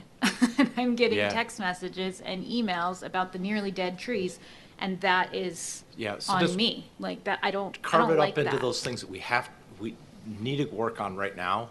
Set aside some time, and if we can then work on an outline of the future discussions, because this isn't a once and done. This is probably something we need to be talking needs about some- quarterly or every 6 months. So who should work with whom when, are you suggesting, Doug and Britt? I was just looking at Rob and Britt and maybe Heather from the standpoint of planning of, hey, what's the primary things that need to be in the agenda short term? And then one of the... Short term, how is watering actually going to be paid for? And Deb needs to help us with that from a finance perspective. Because the city, for those watching, the city processes the financials for the Historic Downtown Poulsbo Association. So we are a partnership. Deb has described it really well that way in the past. And sometimes we're more cognizant of that, and other times it feels like it's city and HDPA, and the HDPA has to solve all their own problems. But that's not the actual structure. The HDPA is under the city. Rick? Yeah, see, it sounds like what we need is a short fused, maybe July, August-ish, if that, July, agenda item to address those. And then maybe we plan a end of the year retreat to discuss the big issues. You know, the future 10-year whole plan, where we can discuss it at length and all the various things that go into it. But to deal with what Britt's talking about quickly in July. I agree, but I would also support putting something on next city council meeting. Thank you. In case we have some immediate actions. Oh, yeah, we do have another meeting, sorry. I was Yes. thinking council, but Yeah, council. so some of these things that we have to happen this summer, you know, short, and then defer to, you know, building a bit more structured agenda for the future. So I have a lot of the history on the formation and which, and Councilmember Livedall is correct. It is a partnership, and we need to evaluate that because the HUDPA does exist under the city. They are really a city affiliation, and the city council has delegated the authority to the HUDPA board to run it. And so it's a collaboration, and I can help define the contracts and the agreements, and we can define those. But and also I mentioned to city administrator, we'll look at the costs and make sure that what we're talking about is covered, you know, as were the costs inclusive of things we're already doing.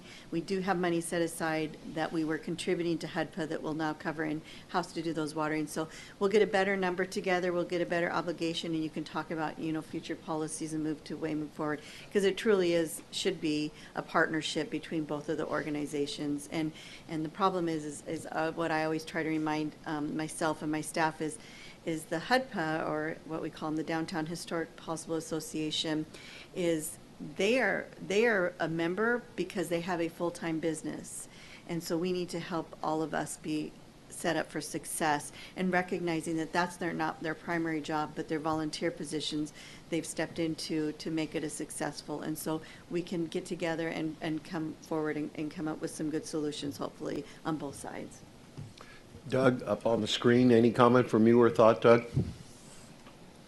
No, I'm aligned with coming up with a short-term solution for the downtown, and then meeting later to discuss long-term solutions. And I think it's important to keep our downtown beautiful. It attracts a lot of people. Kind of actually just a quick note, since I think it connects with tourism. My wife discovered that the famous singer Harry Styles 3 times has worn a Poulsbo Thomas Kemper beer hat, and he's considered like a fashion icon. If you guys don't know who Harry Styles is, but anyways, he's been wearing a Poulsbo hat, and people have been freaking out and trying to figure out where he got it from. So just let's keep our downtown nice for Harry. That goes way back. Everyone. Thomas Kemper.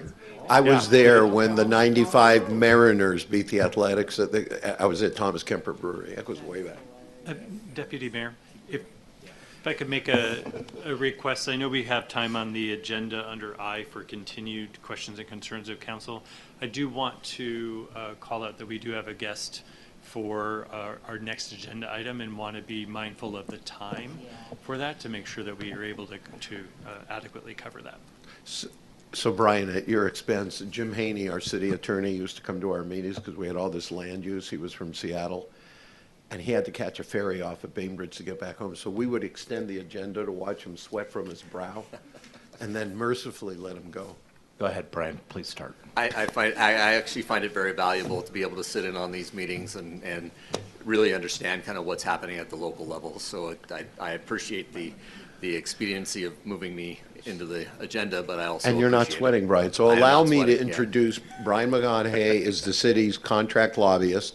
I see him often in Olympia. He does an outstanding job. He also represents the city of Bremerton, which only makes sense. There's a lot of commonality of issues on the peninsula. So, Mr. McGonahay, please update us as to the legislative session. Great, thank you. Good evening, council, staff, and members of the community. My name is Brian McConaughey.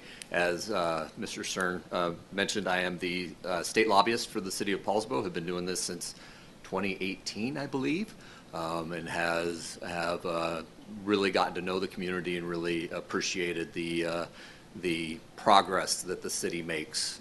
It's really represents one of the better cities down in that the cities that are represented in Olympia. It's nice to be representing Poulsbo. So thank you for that opportunity. What I'm going to do is I'm going to provide a quick overview of what occurred in the 2024-2025 legislative session, and then leave some time at the end for conversation about where the council and staff maybe really want to look for in the upcoming 2026 session. So as I'm talking, kind of think about, ideas for future consideration or future action. So as mentioned, we just wrapped up the long session, ended on April 27th. We didn't have to go into a special session, so we ended on time. 2,000 bills were introduced during this session. Only 20% of them got to the governor's desk. So those remaining 1,600 bills will become alive again in the upcoming 2026 short session. So you may have heard of a bill that, we might have had agitation or angst against that, didn't make it. That means that it'll come back again in the next session. So we need to be prepared for that. And then we also need to be prepared for new legislation that will also be introduced through the first month or so of the short session. So as most of you are aware, the state was facing a $16 billion deficit in the operating budget. Initially, many legislative Democrats wanted to generate new revenue to cover the entire deficit amount.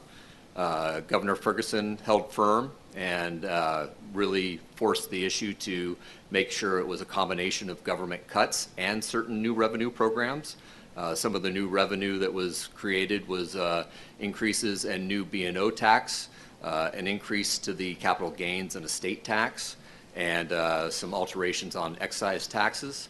A couple of the revenue packages proposals that did not make it were the wealth tax and the employee head tax. There was a strong push by the business community on those to really push back and really make it known that that would not help our business community in the state of Washington. Of specific interest to the city, there was an inclusion of $100 million in the operating budget for the establishment of the local law enforcement grant program as laid out in House Bill 2015, which was passed. The grants will be available to cities and counties that meet a list of qualifying conditions along with the passage of a councilmatic approved increase of the sales and use tax by 1/10%. The grant money was initially only going to be available for the hiring of new police officers, but it was expanded to for hiring of corrections officers, peer counselors, behavioral health personnel working in co-response, as well as training on use of force, de-escalation, crisis intervention, and broader public safety work. So that's something that will become live, I believe July 27th is when that program will kick off. So that's something that the council may want to consider. You currently don't have a public safety sales tax component. It's something to take into consideration, that there's other monies that are out there if you would decide to move ahead on that. Brian, what are the other stipulations imposed on the city if it seeks that money? There's a list of about 12 items. Most of them are pretty benign, and I believe that the city of Poulsbo would not have a problem meeting those additional conditions. Those were reviewed very closely by WASPC, the Washington Association of State Patrol Police Chiefs, and it was determined that the additional conditions weren't that big of a deal. So that's something for the council to consider. Along with the public safety financial support, the other winners in the operating budget were K through 12 schools and affordable housing and homelessness support. The budget included $1.2 billion to address affordable housing and homelessness. Of interest to the city might be the additional $117 million for grants to local governments to maintain programs impacted by loss of recording fees, and another $111 million for local governments and nonprofits for homeless housing programs and services. The operating budget took a pretty good swipe at the Public Works Assistance account. Deputy Mayor Stern is very well aware of that, by diverting $288 million from that account and directing that to the operating budget to help with the shortfall. But it could have been a lot worse. Senate Bill 5804 was introduced late in the session and fortunately did not pass. This bill would have permanently diverted the entire Public Works account to fund the state's obligation to remove fish passage blocking culverts. That is a requirement that the state has to meet as a condition of the settlement with the tribes of Washington State. It's $30 billion, I believe, that's was projected to be spent on culvert removal, and these are on Washington State highways where culverts are blocking fish passage. And so the state has made good progress, but there's still a lot of work to be done, and costs are ever increasing. The state was also experiencing a deficit in the transportation budget of roughly $1.5 billion. While increasing certain fees and rates, they primarily addressed this deficit by implementing a 6-cent per gallon tax increase, which will begin on July 1st. The good news, believe it or not, is that the state will allocate 2.5% of the new gas tax increase to local governments. This is what they currently do with the state monies that are generated. 2.5% goes back to the local governments.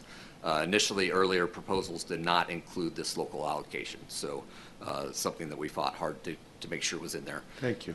Yeah. Due to the transportation deficit, very few new projects were added.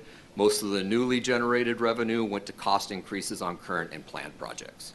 AWC attempted to get a local delivery fee added that would have generated new revenue for local communities. And that would have been allocated to the local governments, but that was not successful. The capital budget had a slightly rosier result. As you are all probably aware, the city of Poulsbo was successful in securing $412,000 for the Nordic cottages. Many thanks go to Representative Tara Simmons for her hard work on this in securing these funds. Also, Kimberly Hendrickson for her work in getting all the documentation and helping me submit the proper information to the legislature. So thank you, Kimberly, for that. I believe that the city has recognized Representative Simmons in front of the community for that one. But if you haven't, take a moment to personally thank her if you run into her. I think we generated a letter signed by all of us. Okay, great, thank you. We submitted a request through Representative Nance, which would have generated some capital improvement dollars for the North Kitsap Recovery Resource Center. This was more of a plant the seed submittal for the 2026 session.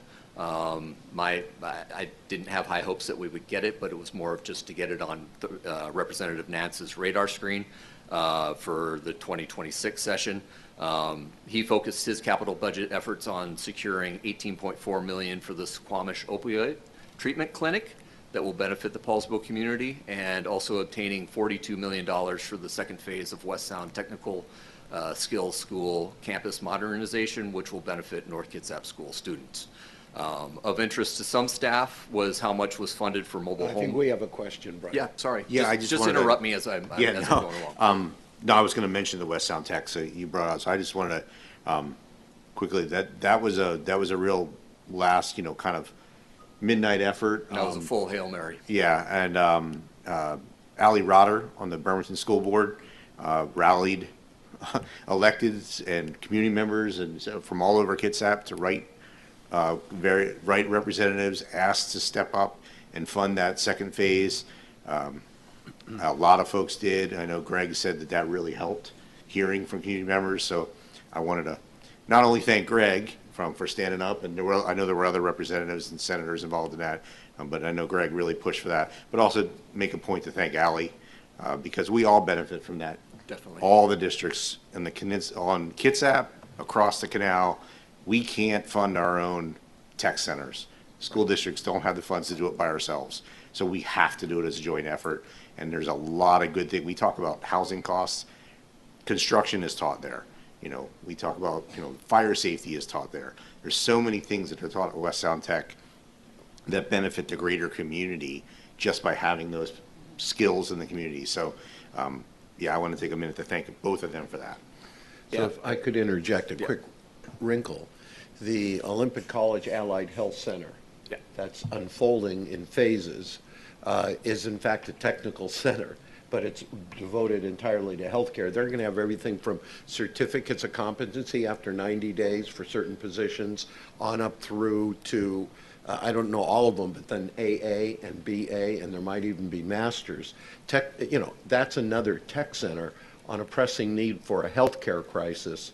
I'm wondering, and I know it's subject to the State Board Community Technical Colleges rather than the legislature directly, but the corollary being, Brian, Western Washington University came in with its request to build out the Poulsbo campus. No other request for the Bellingham's main campus, and it got shot down after being included in the House budget. So just tying into Rick, any larger perspective, common thread to all this? Well, in regards to the OC efforts, as you mentioned, the community college system for funding capital projects is completely different than the four-year schools where they actually get in line and are, have to wait their turn, and there's no political influence really to that. While Western, as you mentioned, 74 million was included, 71 million was included in the Governor Inslee proposed capital budget, and then it was also in the House proposed capital budget, and in the end, it did not make it. There is some talk that there was a concerted effort to focus more of the capital budget dollars on projects that are already in play. that are, looking for a second phase that have already begun the construction process. But Technical center. But to your point, council member, the Hail Mary really occurred on the West Sound Tech because it was not included in the early provisions of versions of the capital budgets that were introduced in the House or the Senate, and really the effort by Representative Nance and his colleagues. He did a great job of gathering the colleagues from the 23rd and the 35th, both Democrat and Republican, and that joint voice and then the community stepping up and stepping in really helped that out. So that was a huge win. So while we weren't successful on the Western ask, I'm sure that will continue to be pushed and pushed hard. The 2026 short session will be a supplemental budget year. So, the capital budget is experiencing a lot more money to work with as a result of an increase in our operating budget. They have more bonding capacity. So there might be some additional money It could available. be taken up in the short session? It doesn't hurt to push it.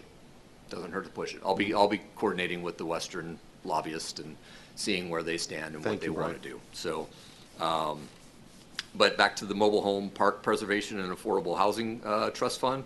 The capital budget included two different funding sources to address mobile park preservation.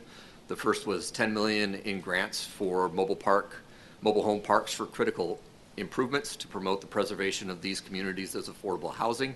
And the second was a similar grant program in the amount of $7 million. And the Housing Trust Fund received $605 million. And so what I'm going to do now is I'm going to jump to some legislation that was passed that I think has an impact on the cities, just so you have an idea of kind of where we're at. So I'm going to run through a list of bills, and feel free to just yell at me as I'm going through this and get my attention if you want to stop me. So the first is House Bill 1811. Formally defines co-response in state law for the first time and recognizes co-responders as part of the first responder network. It also invests in training and workforce development and supports the development of a statewide peer support system for those working in crisis response. The bill builds on the principles that when people call 911 in Washington, authorities should be empowered to send the right resource to the right time at the right time, whether that is a police officer, a firefighter, or EMT, or a behavioral health crisis responder. House Bill 1498 creates a domestic violence co-responder grant program funded by a new $100 fee on your marriage license application. I will not be going for a third license. I'll stop at where I'm at. So, so I won't be impacted by that. So, but anyway, the program provides grant funding to cities and counties to operate domestic violence co-responder programs. These co-responders, yeah, that's officially on the record. So these co-responders would accompany police to domestic violence calls, or if police determine an individual may require support for a domestic situation, the co-responders can provide family support, resource connection, and care navigation for victims. Yep. I think that's amazing and wonderful that they are folding in some resources for that. So just in short with how that looks, with a co-responder for a domestic violence situation, are you saying that agencies have the authority to use the resources in partnership with, say, the YWCA or other programs? Or that's a great question. I don't know how the community resources that are already available will be rolled into. Got it. So it would be the city or organizations would determine how that would look. Yep. I'm getting in the weeds then. Yep. Okay. Yeah, you're all in the right. weeds. Got You're in it. the weeds. Okay. I'll get out of the weeds. Yeah, but the good thing is I believe that this will provide some additional training for co-responders to be educated on domestic violence issues and be more prepared for that. And I do appreciate all that the North Kids at Recovery Center does, and I don't know if that's something, there's a lot that they do and support, you know, I'm not going to put anything on their plate, but maybe that's something that can be looked at on their front. Yeah, I'll see if Kimberly has any comment to that she wants to add. It's a new program with a lot of the parameters not defined yet. I do a little bit of consulting work with the University of Washington, and we've been asked to be involved in the launch of that program. I'd be more than happy to keep you posted. I'm very excited about it as well. Okay, right on. Thank you, board. Councilman. Another great Kimberly resource. Thank you. That's awesome. I'll move on if that's okay. House Bill 1217 was known as the rent control bill. While this doesn't directly impact the city, it's good for you to be aware. This was passed after some heated debate and compromises made in the House and the Senate. In the end, it establishes an annual rent increase limit of 7% plus CPI, Consumer Price Index, or 10%, whichever is less. Properties are exempt for the first 12 years after certificate of occupancy, and this does not affect landlords with just a couple of rentals. So there's a lot of unique parameters that doesn't mean that all rentals will be subject to this cap, but the larger buildings and folks will be definitely impacted by this. And Department of Commerce just came out with what the cap will be this year, and it's going to be 10%. House Bill 1201 will require cities to update their response plans to identify where people can take shelter with their pets, and require cities to designate a pet-friendly shelter if practical. I know that we do some sheltering in the winter time, and so that's something to be aware of. House Bill 1403 simplified condominium construction. I know this has been an issue for Mayor Erickson. It simplified condominium construction statutes, helping to reform condominium insurance laws to help bolster the market. The primary mechanism in the bill that aims to support this form of development is an ability for a condo developer to offer an express warranty of quality workmanship and insurance coverage, rather than being subjected to existing implied warranty statutes that are seen as creating too much liability to cost-effectively insure. House Bill 1491. Brian, question? Yep, sorry. On the condominium. Yep. My understanding, we attended the Kitsap County Association of Realtors, Doug and I did. It was referenced that the condo had to be 12 units or less? Correct, and 2 stories. Has to be 2. 2 or less. Yeah. And 12 or less units. So, Okay. yeah, Thank you. so a large 54-unit condo would, but I don't see something like that coming into Poulsbo anytime soon. So, House Bill 1491, this was the transit-oriented development bill. We were tracking this because of the definitions that were being used for what counts as a bus rapid transit stop, and also the when the BRT would be implemented and those type of things. In the end, Poulsbo will not be impacted by this, so we don't have to worry. The legislation would require cities planning under the GMA to allow new residential and mixed-use development within a station area at certain transit stations.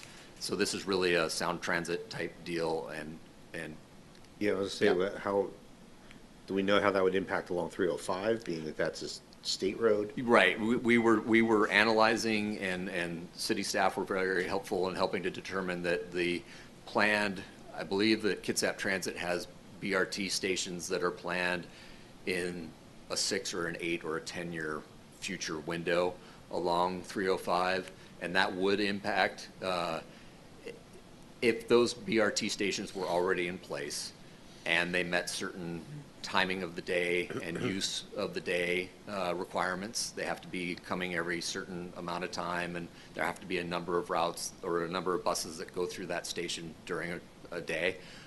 Then the city would be impacted. But as it currently sits, the BRT station that is being proposed is far enough out in the future that the transit-oriented development does not impact the city. What are the requirements or thresholds that we're not meeting? I guess you're saying the stops won't be here for some time, but population has been used in the past as a requirement, a threshold. Is that what this? Yeah, no, population won't be an issue, and I know that some communities, Mercer Island in particular, was really hoping to influence that. So there might be a population threshold. I may have stopped paying attention to that component of the TOD once I knew that we were safe from the BRT issue. I guess I'm just wondering, how long are we safe? Yeah, I think we're in a good place. Okay. I think that this is more directed at current projects that are going into play. Okay. So, House Bill 1096 is known as the lot splitting bill. This will require cities to establish an administrative approval process for a lot to be split, which may be combined with concurrent review of a residential building permit for new single-family or middle housing. So it really forces the cities to allow for a residential lot to be split into two. And so that will increase density and, you know, create smaller lot sizes, but just something to be aware of. House Bill 1791 harmonized use of the local real estate taxes, REIT 1 and 2, and extended authority for operations and maintenance and housing. So it basically opened up REIT 1 and 2 to be used for both what is allowed in REIT 1 and what's allowed in REIT 2. It also removes the expiration date on the ability to use certain local REIT funds. And so Senate Bill 5184, this was a pretty contentious issue. This was the parking minimums bill. As it evolved, as it went through the process, it now has a population threshold that does not impact Poulsbo for the near term. It only pertains to cities over 30,000 in population where they may not require, and the legislation says that those cities may not require more than a half parking space per multi-family dwelling unit and no more than one parking space per single family home. Just to be aware that, you know, there will be efforts as this kind of really establishes itself to lower that population threshold. So just something to keep an eye on. This is causing a lot of heartburn for larger cities. Yeah, I would say it doesn't affect us now, but we got to pay attention to that one because that could very easily, we could slip right into that either because we grow and they lower it or both. And we hear often enough now about not enough parking when we allow growth. And I mean, this is already, a lot of our residents want more and the state's telling us do less. So I think it's going to be an issue. Right, and this really only works in cities where there's transit options that are readily available, and our community just doesn't meet that, so. Brian, Rick's remark begs the question. We've been threatened before, I won't name the names, out of the legislature for preemption, removing our authority on zoning and other capacity, including parking. How real is that threat at this moment over our heads? We're going to continue to see an effort at the state legislature, the way that the legislature is made up right now with primarily a supermajority for the Democrats, of an effort to continue to try to have the state supersede local governments in a lot of planning and development efforts. And it's really to address there are a couple of cities that are bad players and that are, really pushing back against increasing density. And so, the legislature is viewing the one-size-fits-all approach as the way to address this, which is unfair. So if I could editorialize, I'll keep it to 10 seconds. I know we get pushback and concerns about development, the Fourth Avenue apartments I've been seeing, there's, cut some trees down and this and that. I would like to just say to the listening audience and the general public and wherever you are, that we're doing our best to find that compromise without losing the charm, the character, and the quality of our community. But the threat over our heads is from Olympia, that they could come in and remove our authority to regulate those things you expect us to regulate and open up the floodgates. And that is unacceptable. And so we're trying to thread a needle here to keep that from happening. Rick? Yeah, and I shared this with at least one of our reps. My thought is, anytime the state applies a one standard that fits all, which is what this would end up being if they did it, whether it starts there or not, it will end at a Seattle standard. Yeah. And the Seattle standard does not fit Poulsbo. Right. And so it doesn't fit a lot of places. It fits Seattle. So if we don't keep fighting this effort, eventually we are going to get applied a standard that we have no control over that is basically dictated by Seattle standard. And, we're 5 square miles. We're not Seattle. So this is literally, for everyone listening, this is damned if you do and damned if you don't. Excuse the language. This is the living example of that. cliche. Yeah, and you know, this is an issue that we fight very hard every session. The fight is getting harder and harder, and as you see, certain preemptions are starting to happen a little bit more often. We are fortunate that a lot of legislators come from city councils or county councils, and so you know, we've developed some really good allies in the legislature to help us fight this fight. So there is some positive. Last bill I'll touch on is Senate Bill 5148. This ensures compliance with the housing element requirements of the GMA. It was introduced primarily in response to a city in King County that rejected an affordable housing project. So the bill allows a city or county that is required to plan under the GMA to submit any housing element or housing development regulations to the Department of Commerce for review, requires cities or counties to submit their housing element and development regulations to Commerce for review no later than 3 years after enacting or updated a comprehensive land use plan, and it prohibits a city or county from denying an affordable or moderate income housing development under certain circumstances if their housing element is not in compliance after review and revision.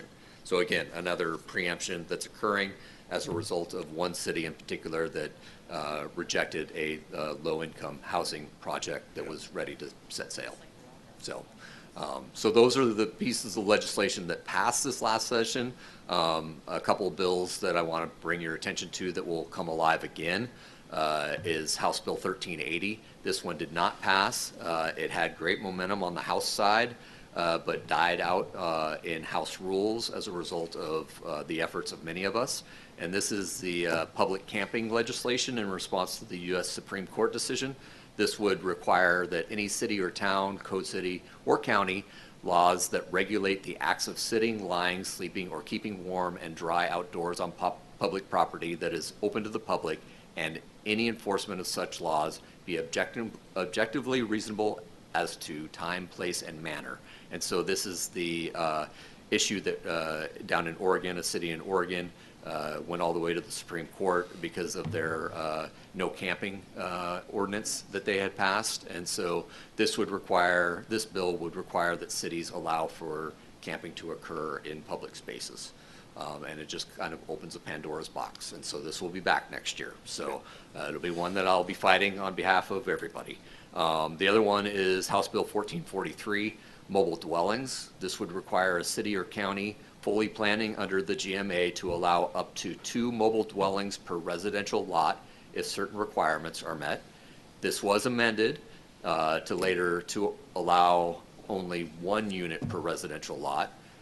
There's a lot of issues with this. Not only are there safety concerns, but it's also an aesthetic issue. There are no standards of what type of unit it could be. So it could be anything from a 20-foot RV to a pop-up travel tent trailer to a mini home or a small home. Yeah. Can you repeat that bill again, please? Yeah, it's House Bill 1443. And does this supersede like HOA and covenants, codes, CC&Rs? HOAs are fighting really hard to make sure that they're not included in this. And so if you have an established HOA, then you would potentially not be required to follow this. Interesting. Yes. And you said the language changed, but was it headed to where that would be a mobile house in addition to the required ADUs that we already have to allow? Or is that instead of? That's a great question. I believe that it's the only requirements is that there has to be a residential unit on the property, a standalone house, so that the RV or mobile house can connect to its septic system and water system and electrical.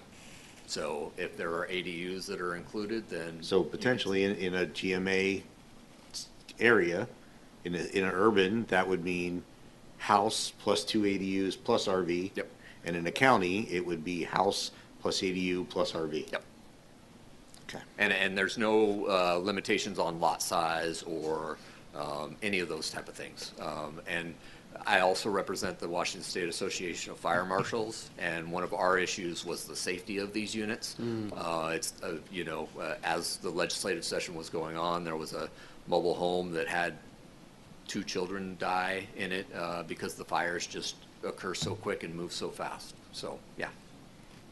Thank you for that piece on the safety of the unit, as well as regarding, let's say, RVs. I'm assuming that that falls clearly up under that umbrella, and the fact that where it might be parked, there's not always those hookups or those pieces available to properly dispose of the waste. So this could potentially be. It sounds like a train wreck. Yeah, there were a couple provisions. If there's a way to massage it a little bit. Yeah, there were a couple provisions that were added in that they had to have a reliable source of electricity. They did have to have a plan to get rid of their waste, and they also had, and who's going to enforce it? I mean, yeah. Okay. You're the messenger. Sorry. Yeah, it's ugly, but it's also important for the council to get energized as well, so that when this issue does come up again, that through working with city staff and folks, that we can galvanize, energize you and get you engaged. And so just be ready for that one. A couple other issues, artificial intelligence, that's going to continue to pop up, and legislation is going to continue to pop up about that. No specific legislation right now, but this is just kind of future stuff that we're looking out for. Public Works always continues to have multiple pieces of legislation directed to bidding requirements and amount of work that can be performed by public works groups and stuff like that. So that's an issue that's kind of always evolving and popping up. The other thing that we need to worry about too is what's the impact of the federal government budget deal.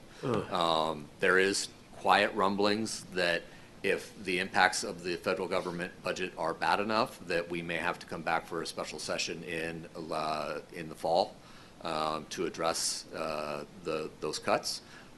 And we also need to be watching very closely how our state is reacting to the economy as a whole. And projections right now are that revenue will be slightly going down.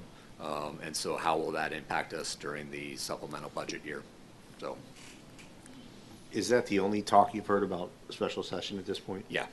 Because I'm curious. I saw there was one bill that was passed in a bipartisan manner. That was the only bill that the governor vetoed. Yeah. So it's a veto-proof passing. And I wondered if there was any talk about having a session to bring that back to override the veto. Yeah, no, there would not be a need to, or there won't be an effort to have a special session for that, but there will be definitely an effort in the next session. And that was, it was a bill to fund a study to study the true causes of I believe it was housing costs. It wasn't specific to rental. It was just why housing costs are increasing in the state of Washington. Right. And it was a truly bipartisan bill, and he vetoed it. Yeah, exactly, which was, I think, his only veto, right? Yeah, it was his only veto this session. Yeah. A bill that was, he said, passed unanimously on both sides. Yeah, exactly. So that's kind of the state of affairs at the state level legislatively. I'd love for some input or some discussion on where the council and where the city and staff really want to kind of look for the next session. So council or city administrator, any input for Brian on potential topics that could lead to action in Olympia? Rick? I made 2 notes. So we talked about the derelict vessel earlier. Yeah. And I did reach out. I reached out to Representative Nance and Couture and just said, something for your radar. Yep. This is an area that maybe you could jointly work on to, help us protect the waterways of anywhere there's water. So I would suggest that one. There has been good progress on that issue. 2 years ago, I believe there was legislation introduced by DNR that was passed to focus on the derelict, and then there's also been some additional monies that have been added into that program. Yeah, because like Doug said, it's $6. It's 6 pretty going low. to 12. Right. Yeah, if it just doubled, even if it didn't take into account. But so that was something I thought. And then the other one in watching stuff with the session, we talked about how the transportation budget is in such dire straits, that we passed additional gas tax. There was one senator who was pushing hard, I know this time. So the Climate Commitment Act money, funds that are raised through the Climate Commitment Act, are not allowed to be spent on transportation. Certain projects. transportation. Yeah, so if I would suggest that would be something that maybe we want to look at pushing, of opening up more of that money that's coming in to be able to go to transportation, because they were kind of stuck to have to do the gas tax because there's not a whole lot of things that they can use to raise money for transportation. Right. That's money already coming in, but then they can't always use it. So if that money's gonna come in, at least let it go towards roads and bridges and ferries. Yeah, and that's the thing, is that the CCA dollars, the Climate Commitment Act dollars, can be used for multimodal transportation, pedestrian improvements, those type of projects that are better for the environment. And those monies were specifically not allowed to go to roads and new road projects and stuff like that. So, yeah. Right. Question. Gary. Britt. Sorry. Just real quick. Generally, the bills you mentioned where a new tax or fee is being assessed and then intended to filter some of it down to the local level, is that local as in Kitsap County? Local is in the cities. Directly to cities? Yeah. Versus- So like on the gas tax increase that will be occurring, there will be a trickle down that will come to, there will be an increase that will come to the city. Okay. Specifically. Thank you. Thank you, Britt. Gary? Yeah, I guess, Brian, just generally in terms of priorities, affordable housing and shelter for the poorest among us. I mean, those are things we're continuing to grapple with.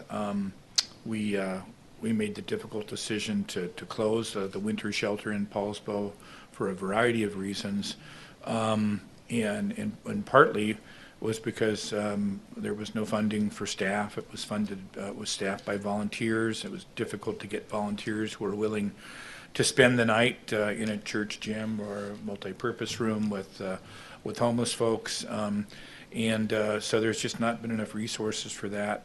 And then the affordable housing conundrum, I guess, I think the legislature has made some improvements recently. I think the condominium bill hopefully will help, with a further diversity of housing, particularly at some lower price points, the ability to add ADUs and our efforts to come up with some plans that are ready to go off the shelf. We did some lot splitting. We've made some changes to townhome and sort of definitions. We've gone up in terms of density. I mean, we're doing everything we can, but yet it's just still very difficult sometimes for young families and others to afford housing. Our Nordic Cottages project is commendable. We're excited to open it, but it's 8 units, and we need a lot more. So, anything there, I guess, is on my mind, and I think on a lot of our minds as well. Okay. Rob, any inputs from a city staff, functional management level? Oh, I see Doug. Thank you. Doug. Hey, thanks, Brian, for coming in and giving us these updates. If I could send a message back to the state representatives, they probably have heard this many times before, but just reiterating that Washington State is the second most regressive state tax. I think Florida just passed us recently in the last year. And the poorest 20% of Washingtonians pay up to 70% of their income in local and state taxes. Meanwhile, the wealthiest 1% pay closer to 3%. So when I hear gas taxes are just probably one of them, even going further regressive, just hitting the poorest and people who need to drive and get to work and stuff like that. So I think sending that back, and then not trying to be all negative, but like, ending on a positive note, appreciate like looking into affordable housing. And then last but not least, at the end of this, if there's any positive update on HB 1923, the mosquito fleet, kind of end on a positive note. Okay. Back to city administrator, any input, thoughts speculation as to future needs? You know, I appreciate the question. I think from my perspective anyway, I definitely would have anyone chime in, because we each belong to various professional associations, as just like Association of Washington Cities, right? That there will be that opportunity as they develop their respective legislative agendas, that there are issues that bubble up as those of import. Obviously, for public works and infrastructure, any attack on funding mechanisms that we have to utilize as a small jurisdiction is something that we need to push back against. Our ability to be able to be nimble, and to Councilmember Tabor's point, not all funding sources are necessarily the best funding source for us. I think we need to queue up a conversation for council coming up about the public safety sales tax, because that is one of the, if the council does not pass it, then we don't have access to grants. Right. So it's one of those things that's sort of a give and a take, and it's really difficult. They're pushing some of the difficult decisions to the local jurisdictions. And so anyway, probably enough on that one, but it's definitely on the revenue side. Yeah, and to Councilman Tabor's question about the 1923, House Bill 1923, Representative Nance's mosquito fleet, that had great energy going through the House, but stalled out in the Senate, primarily due to the fiscal note that was attached to it. I believe it was a $10 million transportation fiscal note. But I think that the effort and the idea that was trying to be promoted will probably gain legs in the next session, whether there's money attached to it or not. Fortunately, Kitsap County has already proven itself as the Kitsap Transit through our mosquito fleet, basically, that we've developed. So, yeah. From what I understand from one of Greg's town halls is that it didn't get a hearing in the Senate Transportation Committee. Right. So all the energy in the House, it was the Senate side that they couldn't get a hearing. So yeah, we could focus our effort on the Senate on that one next year to try to get that passed. Yeah. But and now I forgot the other one I was going to say. But I know. You said about the public safety tax. That might even be worth having as part of the B&O conversation, because like you said, one of the original things we said we were implementing B&O tax for was to fund police. And then we also added traffic safety cameras, which is to curb bad behavior, but that funding was to go to police. And now if we do public safety tax for police, so we want to make sure that we discuss all those efforts at one time, I think, so it doesn't look like we are continuing to add taxes to the citizens just for the police department. And I'm all about supporting our police department, but I think if we discuss the public safety sales tax, we probably should discuss the B&O tax as, okay, then we're going to reallocate that to something else because we're doing that. So maybe just have that conversation all at once. That gets back to sort of this whole preemptive perspective that the legislature sometimes has, that often when they bring one of these new revenue streams, there's also a non-supplant clause, and I don't recall specifically from that public safety sales tax, but there often is, which means that doesn't allow our jurisdiction to be able to be more nimble and move resources around, say from general fund, et cetera, if that's just additive and it doesn't allow us to rebalance. Yeah, and one of the good things as 2015 moved through the process was the expansion of what the monies can be used for, not only the grant money, but also the sales tax increase. Yeah. So that was helpful. Well, and the sales tax would be fairly limited in use because it's public safety. The traffic cameras are limited in use to public safety. So that's what I'm saying. B&O might be that's the only one we have flexibility on. So just might maybe discuss them both at the same time. Anybody else for some input? Britt? Just please keep fighting the good fight on these preempting zoning things. This is that's some of the scariest to me. And then on the positive side, any of the behavioral mental health co-response funding Kim's department. Yeah.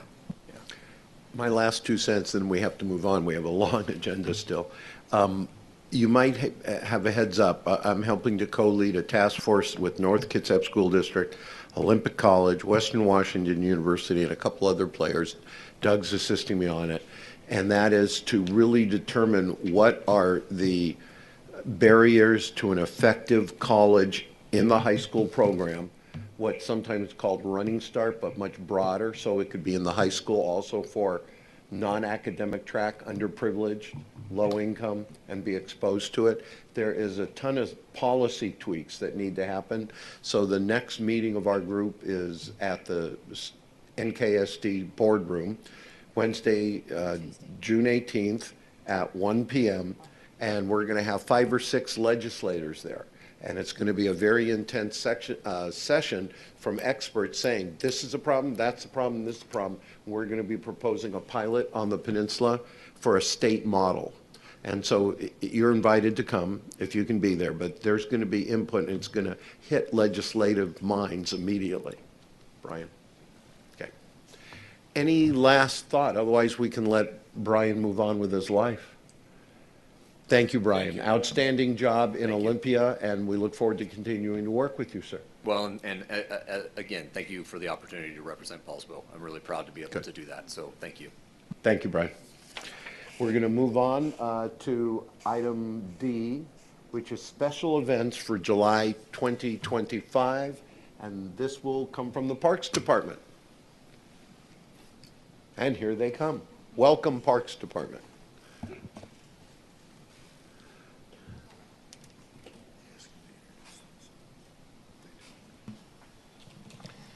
Hi, good evening, council members, staff, and citizens. My name is Shelby Glasgow. I only have 2 events for you tonight. The summer concerts at the park. It'll start Tuesday, July 8th, and it'll go through Tuesday, August 19th. It's our annual free concert series in the park during July and August. The concerts are open to the public from 6 to 8, and there'll be 2 to 5 staff volunteers, and they're expecting about 400 spectators on average per concert. And that will be held at the Austin Felstead Pavilion at Muriel Iverson Williams Waterfront Park. Wonderful. And second and last, we have the Kitsap Regional Library Poulsbo program in the park. That will happen at the end of July on Wednesday the 30th. Basically, they're trying to get kids interested in reading, so there's going to be hands-on experiences, fun interactive stories. They're going to have 1 to 2 vendors there, and they're expecting roughly 150 to 200 spectators, and that will also be at the Waterfront Park. And that's all I have for you. Anything else? No. Nope, we're always happy to be here. Please convey to Jeff our appreciation, as the comment before, on dogging the Play for All Park, the cost savings, his value engineering, and other work. He works very hard, and it was great to see that we saved some money and we'll be able to address the problems at Rotary Morrow. That'll be wonderful, and we're excited for a fun summer. So Thank you, you guys. All right. Outstanding job. Thank you very much. And we're going to move on now to city support of related affordable grant application for Hostmark apartment renovations. Kim Hendrickson.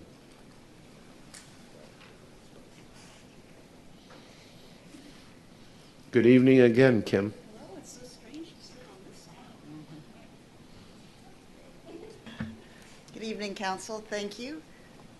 Just a quick reminder, this is a topic that was originally discussed in a council workshop on May 21st. I'm back tonight at the request of Councilmember McVeigh, who requested some additional information about related affordable and asked for a staff recommendation about supporting a grant that they'll be applying for to do some major renovations at Hostmark.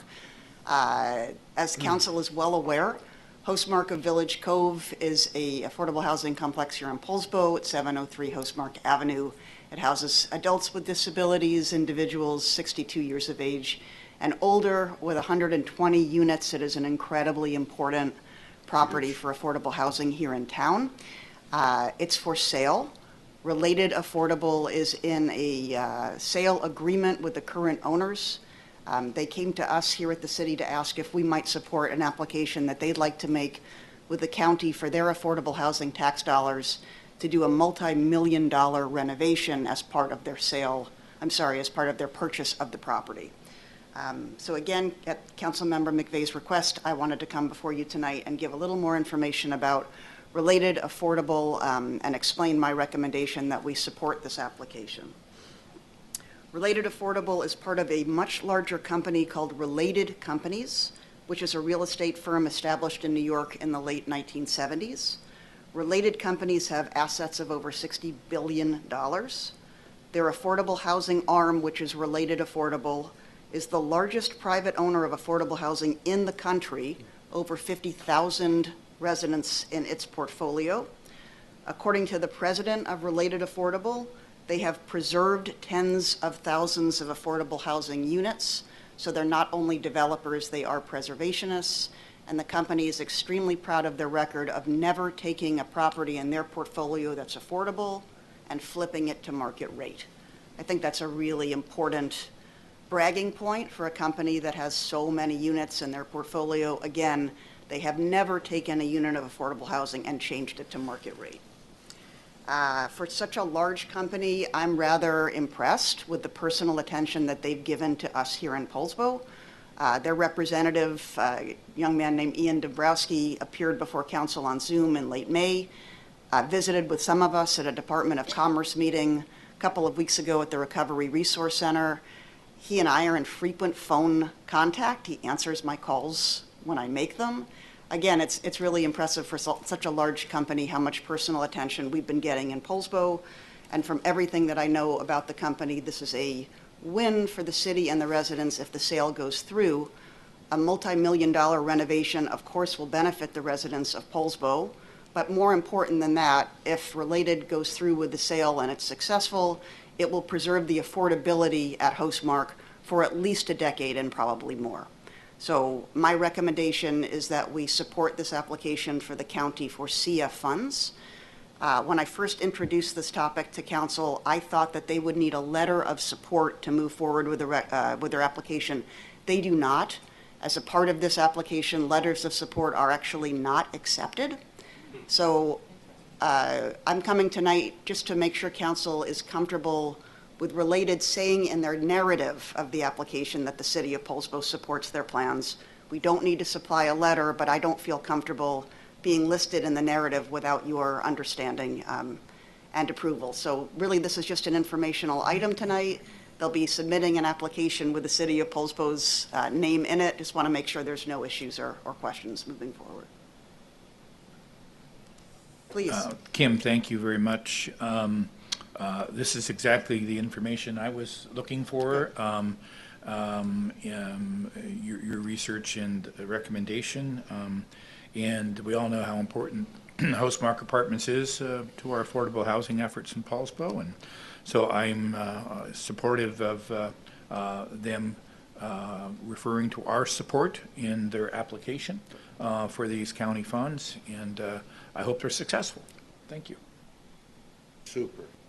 Just out of curiosity, you've maybe only spoken with the company, but I'm wondering if there's any feedback or intel on how the residents of the units that they own feel about the way those units are managed, maintained. By the current owner? Not specifically Hostmark. I guess I'm just wondering because they don't own it yet.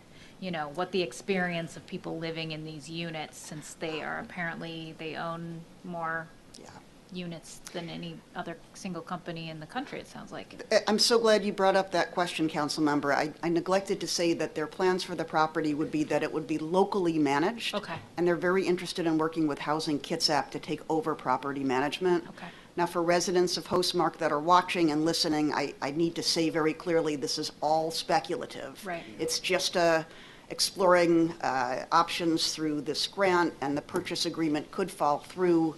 Housing Kitsap might not have the bandwidth to manage Hostmark, but their intention would be to hire a local property management company to manage the apartments. Thanks Thanks for for that the question. Yeah, I mean, I live right there. near the apartments, and there's challenges and concerns when we have inclement weather. The sidewalks there are not iced. They're a very vulnerable population, and it just, so how things are actually run there day to day matters to me. Yeah, I would say, I hopefully if it goes through, Housing Kitsap being a part, I can only see as a benefit, because we're engaging with them in, Nordic Cottages. They're part of the Kingston, so having more Housing Kitsap attention and work being done in North Kitsap, I think only helps all of our cause. So, if they end up with a property to manage this large, maybe we'll see a little more presence up here from them. That's a good thing. Yeah, I think this is great. I said last time, the only thing I don't like about the Hostmark that location is that they're all one story. I'd love to see a little bit better use of the aerial property there, and something like our Nordic Cottages where we use another story and add more units that way. But that was something they'd have to do down the road. And then just like I mentioned, I just hope that because the criteria for approving these projects, Poulsbo it's held against them, that it will be held against them that they're here, that doesn't hurt them, because this is not a Poulsbo only project. People that live there come from all over. Correct. So this is not something that, because we keep our housing money to do our own business and help people, that this project should be hurt by it. So hopefully that doesn't happen. Any other comment? Thank you. Thanks, Kim. Thanks, Kim. Thanks. And now we're going to move on. We deleted the item on health call data management system earlier. So we're moving on to item G, which is downtown parking enforcement options for consideration. City Planner Heather Wright and City Administrator Rob Gelder. Good evening, Council. Excuse me, I'm going to pull up a presentation for you this evening. What we are seeking from you tonight is direction on how to move forward with enforcement. This is to implement the resolution that you passed in the spring about downtown parking improvements. And in that resolution, you passed that you wanted to move forward with the following: improve signage, enforcement, and then in that order with paid parking in 2026. So to move forward with enforcement, we're seeking direction from you this evening. All right. Fantastic. Thank you. Yes.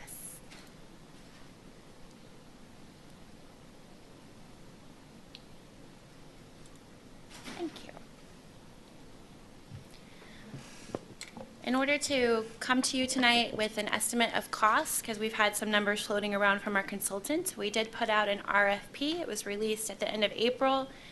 And within that RFP, we asked for multiple tiers of enforcement: a light enforcement, which was a few days a week; a robust enforcement was a full-time enforcement, with the add-on for optional management, understanding that to effectively enforce parking, we would need a management arm, and this could relieve some of the pressure on our staff.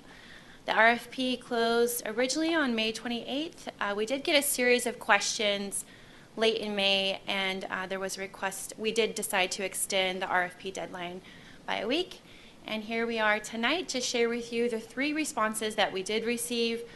Plus, we did receive a comment letter from someone who did not apply, but did provide some of their thoughts about the program and ways that we could potentially improve it. Out of the responses we received, we did ask them to break down their costs, because the first year is going to be phased, acknowledging that we would move forward first with paid parking, and then we would move forward first with enforcement, and secondly with paid parking in the summer of next year.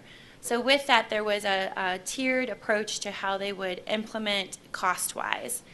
And so what I have provided for you on the screen, and I'm going to break down in a little bit more detail, is by total for you, so you can see the total cost, is the response that we received for both the light and robust. We received from LAZ Enforcement Services.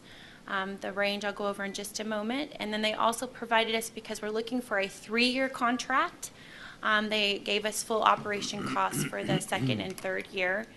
We also received a response from M-Park, which included Robust and Light, broken down. And then lastly, we received a response from BP&E, and they combined the Robust and Light together, acknowledging the first year would be a little bit more of a lighter touch, and then the second and third year would be more robust. So it's just combined in. So to help add all these numbers to you together and give you a more clearer spread of what's being proposed. The light touch for the first year of implementation, and this is just for third party based on the responses that we received, would range between 236 and 335,000, with the robust touch from 271 to 408,000. And this is for year one implementation. And then for year two, the estimated costs are between 235 and 386 per year. And year three implementation is a slight increase with a range of 240 to 398. I'm going to pause here for a second. Are there any questions? I understand that you also received a breakdown of these numbers. This is a very large number with tables that were included. So any questions before I move forward? Doug and then Gary. I guess just from the standpoint of evaluating bids and a bid table from that standpoint, I assume, are there any other evaluation criteria, or is it cost only? No, it's not cost only. So if I remember correctly, I think cost was about 20% of what we would be, thank you, Josh. We have other criteria. There's 5 criteria that we're evaluating the proposals against, So part I of guess which would include an interview I would process. take a step back then and go, are you asking us between an approach from a contractor supply versus in-house? Is that what's asked? Because there's not enough on the screen for us to say vendor A versus vendor B versus vendor C. Absolutely. So to Okay. clarify, I just want to make sure we're. Please, yes. So to clarify for tonight, I'm not asking you to choose one of the vendors. What I'm asking, I'm letting you know tonight, these are the responses we've received. Okay. And what we committed to was to return to you with that, as well as what it would cost to hire in-house parking enforcement officer as a comparison. And then also you had asked at another time for a split parking enforcement code compliance officer. Okay. So It's providing the approach, not the vendors. I just want to make sure we were clear on that. Absolutely. Thanks. Gary. Heather, I'm looking at the numbers and I'm trying to remember back to the initial estimates that we got from Walker, the consultants, on what the cost of the program would be. My recollection is their estimated cost for enforcement, the paid parking, technology, et cetera, was somewhere in the neighborhood of $450,000 to $500,000. And if you could just check me out on that. And so I'm looking just at a couple of the numbers on an annual basis in the roughly $400,000. And this doesn't cover any of the cost of paid parking down the road in terms of the technology and so forth. It just, my back of the envelope sort of first blush at it is that we may be looking at some additional cost for the full package compared to what the initial estimate was. Is that a fair comment, or am I missing something? Great question. So the initial cost estimate that we received from Walker was about $440,000 for enforcement. That did include some in-house costs for the staffing. That include the additional clerk services for issuing of tickets.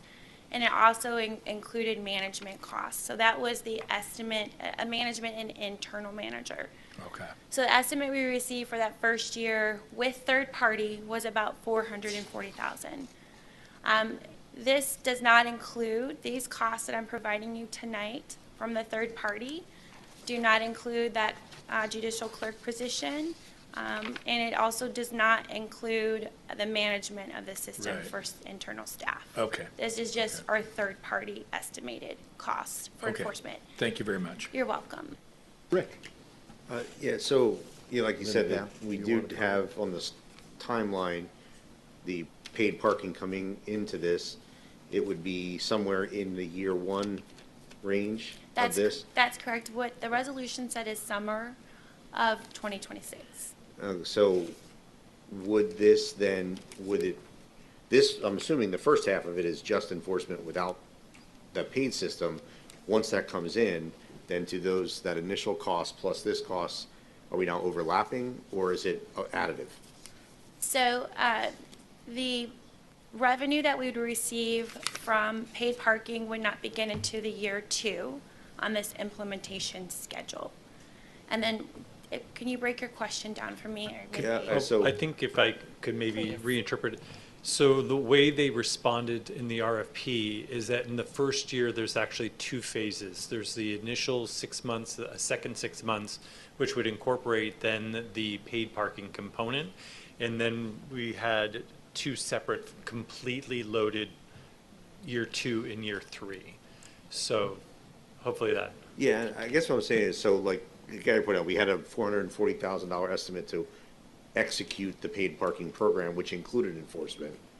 Now we're talking enforcement. So when we get into the year 2, when paid parking is part of the model, is it 250 to 380,000 plus 440, or is some of the 440 now incorporated into? Yes, some of the 440 is included in here. What would be additional to this would be the clerk that's supporting the tickets, which you've already approved through the budget. And it would also be whatever we pay for whoever is the lead supervisor, manager of the parking system in-house. Britt.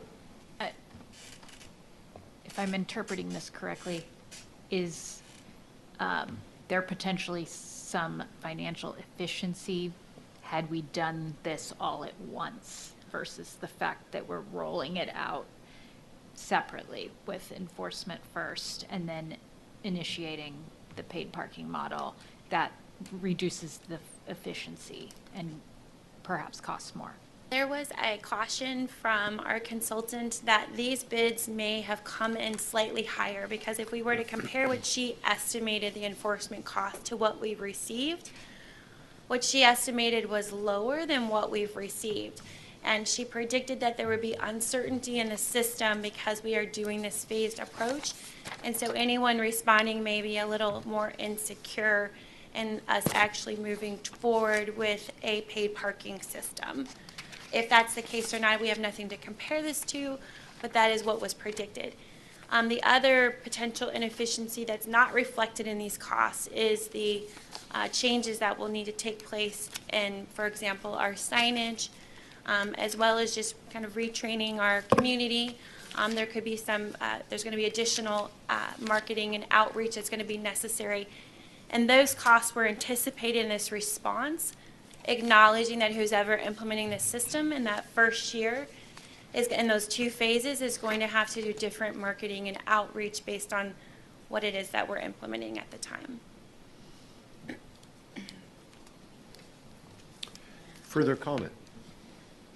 I'm going to move forward then, if Please. there's none, just so we can tie up and look at this kind of broken comparison here, and I'll do my best to answer questions and explain.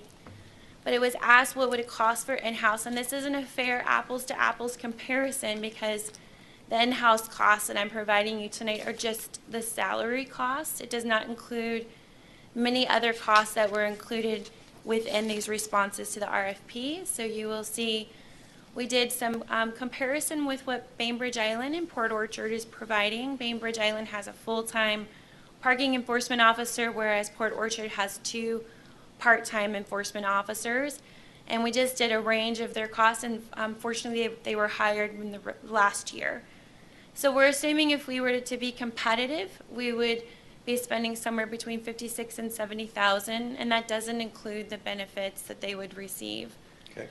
And then if we were to do a code compliance parking enforcement split, Deanna helped with providing some of these numbers by looking at some of our comparable cities.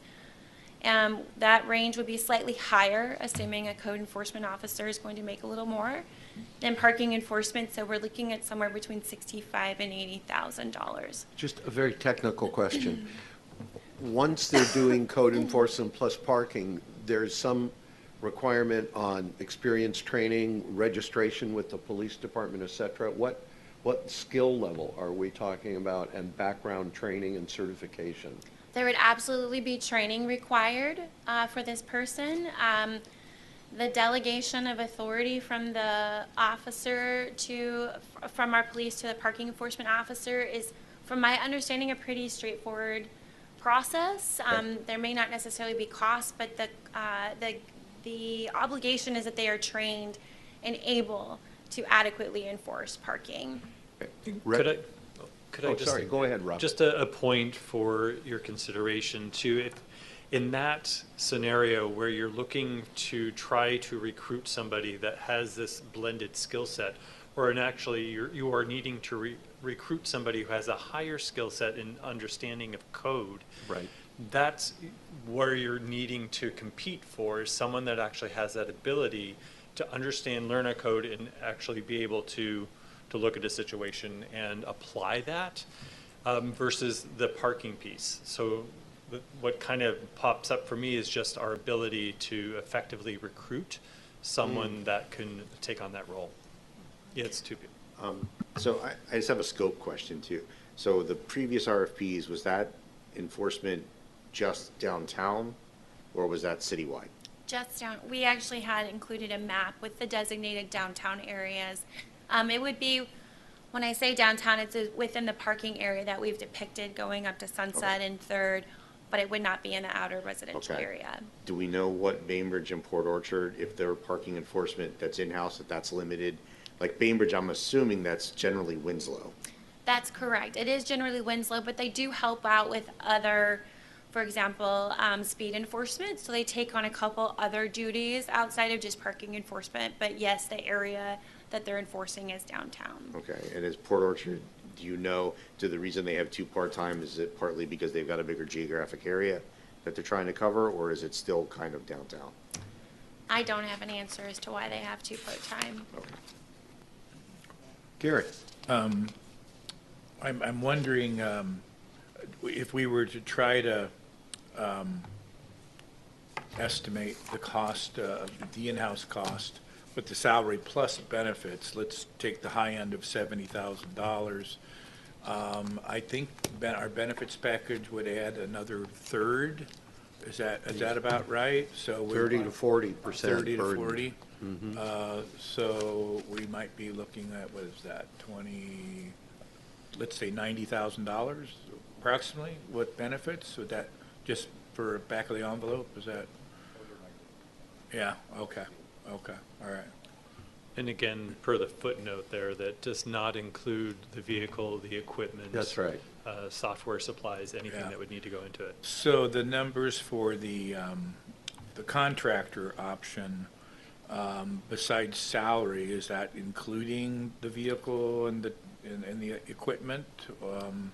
Yes, and the numbers that you were shown in this previous slide, it does include equipment. It includes benefits for the enforcement officers, as well as some management, supervisory, and admin services. Okay.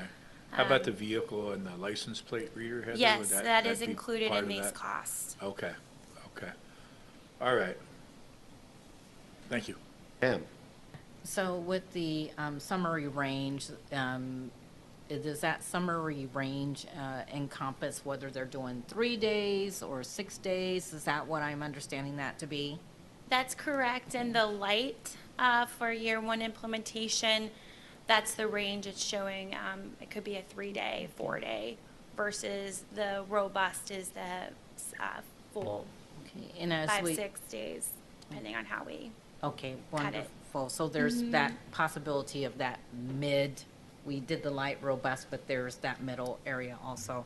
And regarding the enforcement officer, you know, I assume that with the budget and, you know, looking at what we have available,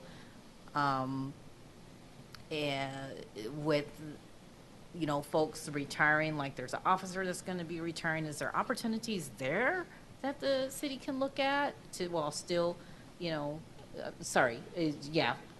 get me straight, straighten me up. No, I think that there's an existing need, and the council's already made, investments in the personnel within the police department. Were you I'm not suggesting? I'm not recommending Okay. take anything away from the police department, absolutely not. But I know that when someone retires, usually they retire at the higher end. And no, we don't want to lowball offers for our, recruiting people. We don't want to do that because we value what they do. But is there, something because of the exit and exiting at a higher pay? I'm assuming, I could be wrong, that if there's a little bit something to work with while still valuing anyone new that would be coming into that role by, acknowledging that, they should be paid accordingly. Yeah. That's it's a great question, but probably one that we won't be able to answer because we will be, replacing that retiring position in like kind. What that salary would be, I couldn't speculate right now. However, this other position, I think it would be tough to try to justify it and bounce it on potentially some salary savings somewhere else. Okay, we don't want, that's a danger zone. It just, then it it's sounds like. Okay. complicated, yeah. Thank you. I kind of want to, I don't know, I think for the sake of this conversation and how much is involved in this whole parking package, I kind of want to separate the code enforcement discussion from the parking enforcement. I mean, they're both important, but code enforcement is citywide. And I'm struggling to work through how one person would be doing both of those things efficiently or well. And, if we want code enforcement, I think that's its own thing and we want that. And that may involve some parking enforcement elsewhere, but downtown is its own thing. And so what my question to you is, what does staff want to see? Because if we decide, oh, it looks on paper right here, even though it's not apples to apples, like you said, it looks like it's saving a bunch of money, but really what is that for staff? So I note, Rob, you shook your head. Could you clarify what, in reaction to Britt's observations or thoughts? The first one, I think, was related to the combination or separation of the two roles. I would concur that I think it's easier done if they are two separate roles, if that were the path forward, because it's difficult to kind of wear those two hats because they are geographically very different. And if you're doing code enforcement, then you're not doing parking. And so it's really difficult to have both responsibilities. And given, yes, we are only 4.74 square miles, but that's still a lot of territory to be able to try to marry those two roles together. I would potentially, correct me if I'm wrong or wheel me back in if I go, your question about sort of what would staff potentially like to see. I caveat my comments with, if we were starting from scratch. So to bear that in mind, I think that systematically what makes the most sense would be to do everything at once. You get an economy of scale and a robustness in the program to be able to achieve those ultimate goals that were outlined relative to being able to support businesses, have a certain amount of churn, and have that choice in the hands of the customer. If we were able to go into a program that simultaneously implemented paid parking along with enforcement, because enforcement in that regard most likely would be a lesser of the two components. It would be more about somebody paying for their time and extending their time, et cetera, as they needed to, related to how they were choosing to experience the downtown core of Poulsbo. That said, if going down this other path, I think that the preference would be definitely to outsource it.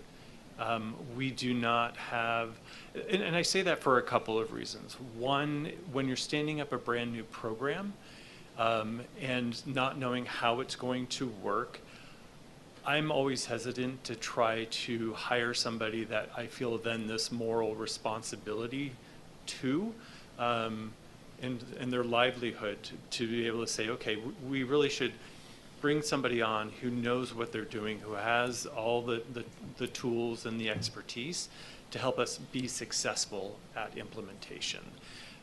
And we also have a limited amount of capacity within our current staff, which this doesn't necessarily get to that overall contract management too. We have staff that have skill sets and expertise that are better utilized doing what they were hired to do, whether it's planning, engineering, et cetera. We would have to figure that out as to who manages the contract overall. Rick? Yeah, thank you. Because what you said highlights the point that even when we were having our really robust paid parking conversation, we addressed the fact that we could change course. You know, we're gonna work on something and we may change course. If we hire a staff member to do it, then like you said, now they're our staff member. And if we change course, what do we do with the staff member? So I absolutely agree with Britt. I think this should be separated. I don't think that's a surprise to anybody. I think we need a dedicated code enforcement officer, and I think the parking enforcement should be separate. I lean to the outside and to the robust. And part of the reason I go to robust on that side and dedicated a code on the other side is in my professional experience over decades of dealing with programs that people don't want to comply with. It is always easier when you roll out something new. And in this case, we haven't had a code enforcement in a very, very long time. So it's going to feel new, even if the codes are not. And we have not done paid parking before. It's always easier in the long run to come out strict. And if you have to ease off, you ease off later. It's never easier to come out light and get harder. So I go to robust parking enforcement, and we have the ability to adjust later if we need to.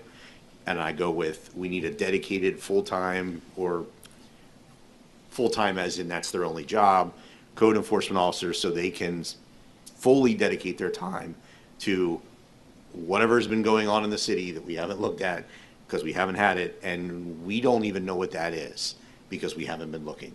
So I would rather somebody's focused on that with their whole attention and somebody else is handling parking.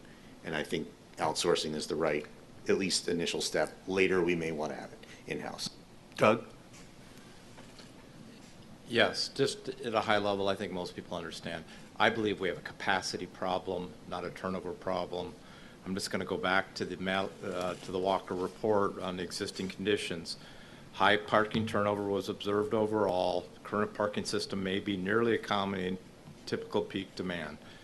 Mallory Baker, when she presented this, said the vast majority of parkers, and I mean almost all, this is a quote from her, are parking under 2 hours.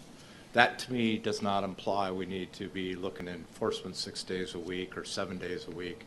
It would seem to be more of a light touch. So I would lean to light based on, the feedback here. I think we have a discussion that we need to have, which is capacity of parking and transportation here that we have not, at least not since I've been on council, had that discussion. Gary. Thank you.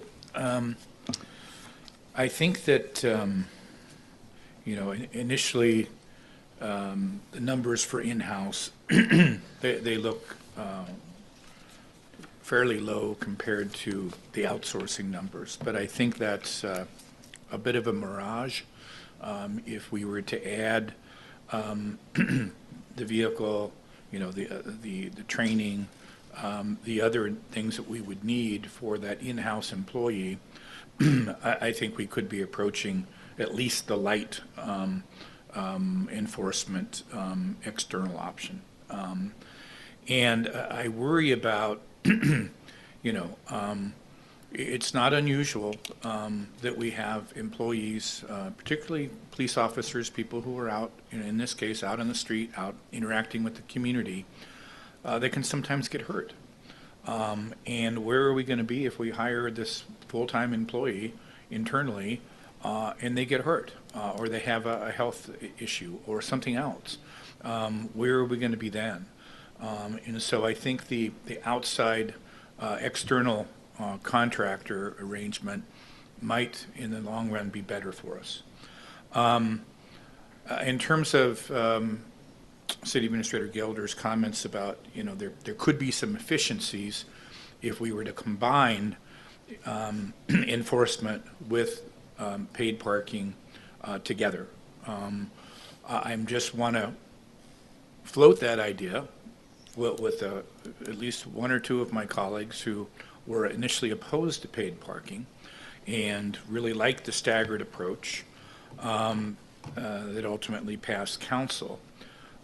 Is that if we knew that, waiting until closer to summer of 2026 to combine enforcement and paid parking, and we knew there's going to be some significant cost savings, it gives staff more time to help us do this right. Is that something that we should consider? I think that's a wise way to look at it, Gary. I hadn't thought about that before, but maybe that's something to consider. Councilmember Stern, would you render an opinion on that? I don't think anybody wants to hear from me tonight on this subject. Oh, but we're going to hear from Doug. Doug, how's the baby behaving at home? We haven't heard anything.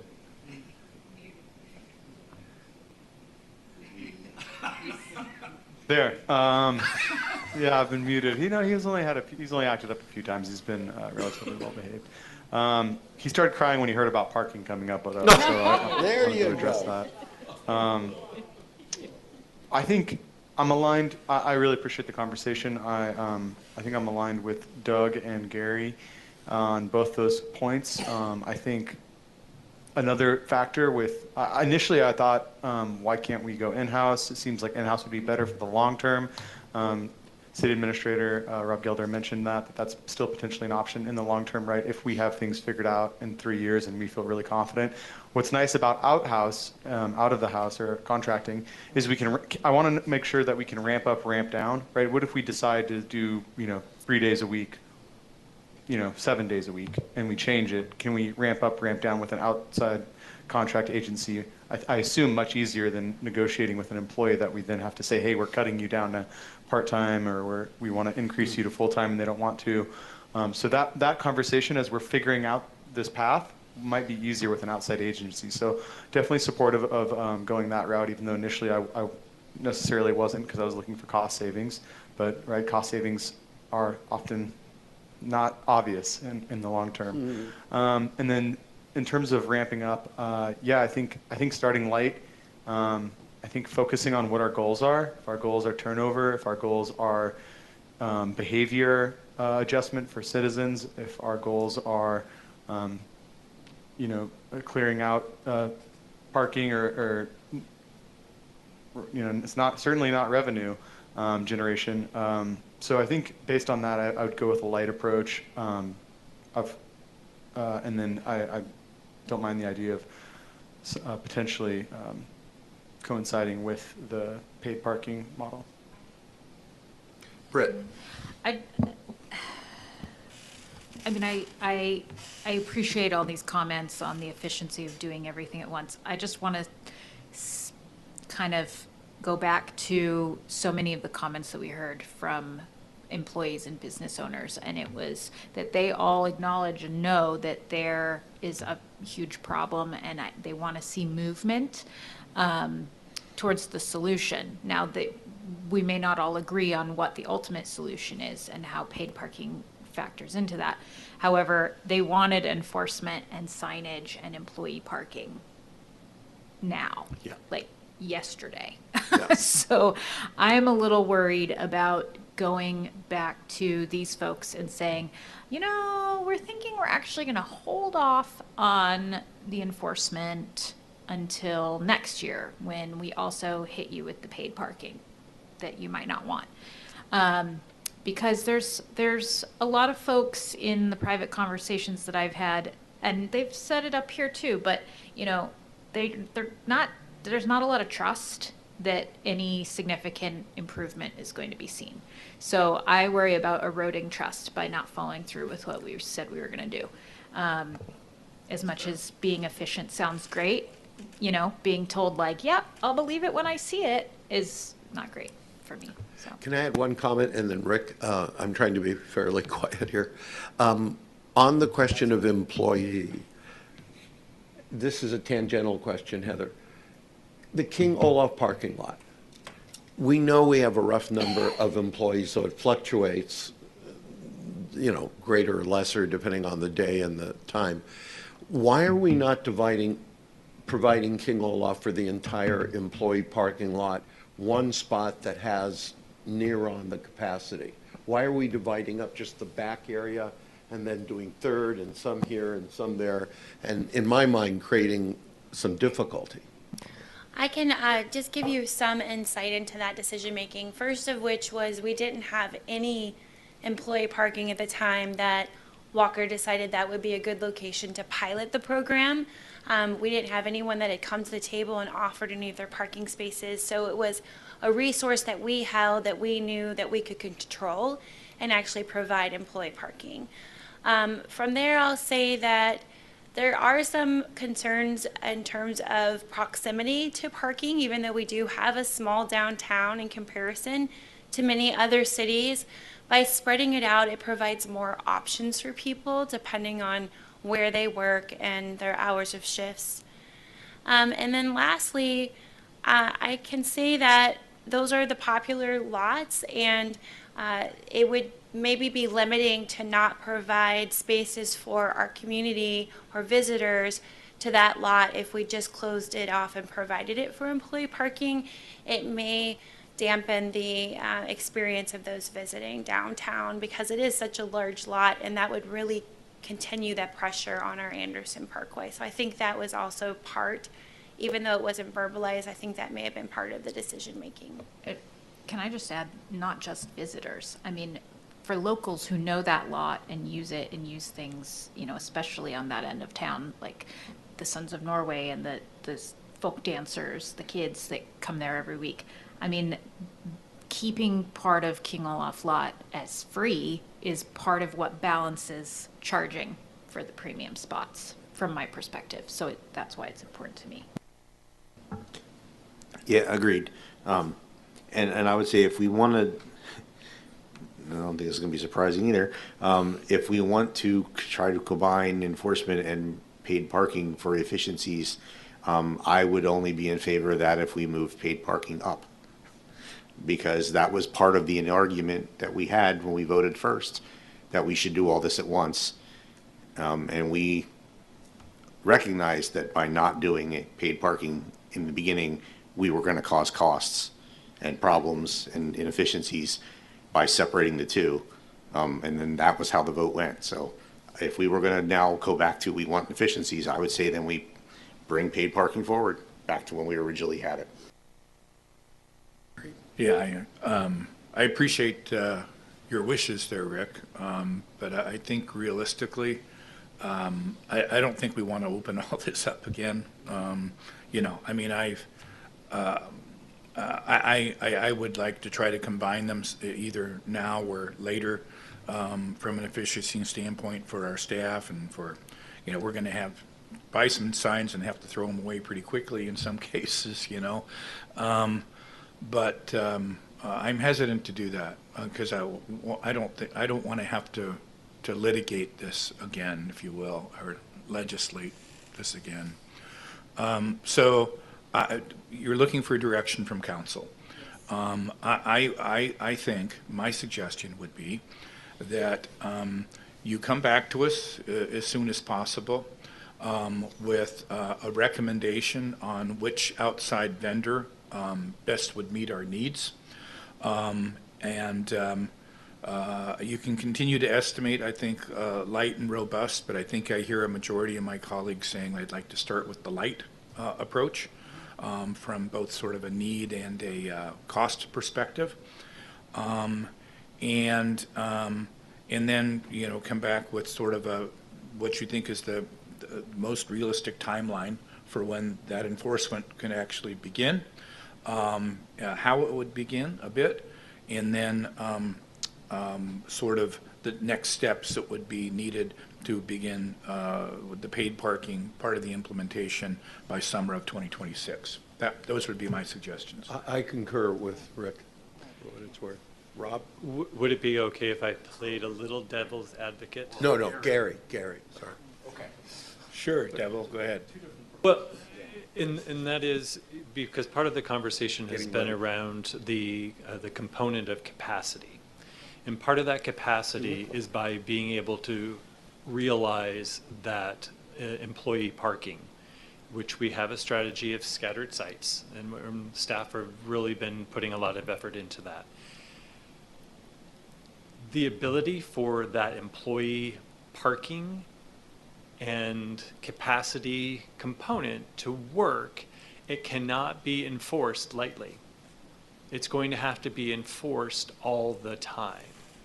So that needs to be factored into whatever contract or arrangement we would end up having to do. So potentially some terms within a future contract could say, for this area, we're doing a light touch in the downtown Anderson Parkway type of area. But for those employee lots, that's going to have to be every day. So just food for thought. Yeah, I think we heard most of us say outside. I don't know that we heard everybody say necessarily light and robust. So we have a tendency to have discussions like this, and then a statement like that is made, and it just happens. So I would like us to actually each state what we want, so that we go forward and it is a clear majority of the council, not just what one person said and nobody else spoke up. So I think we should separate them. Inside out, in-house, outside, and then light and robust, so that they have clear direction. Do you want to go around the table? Okay.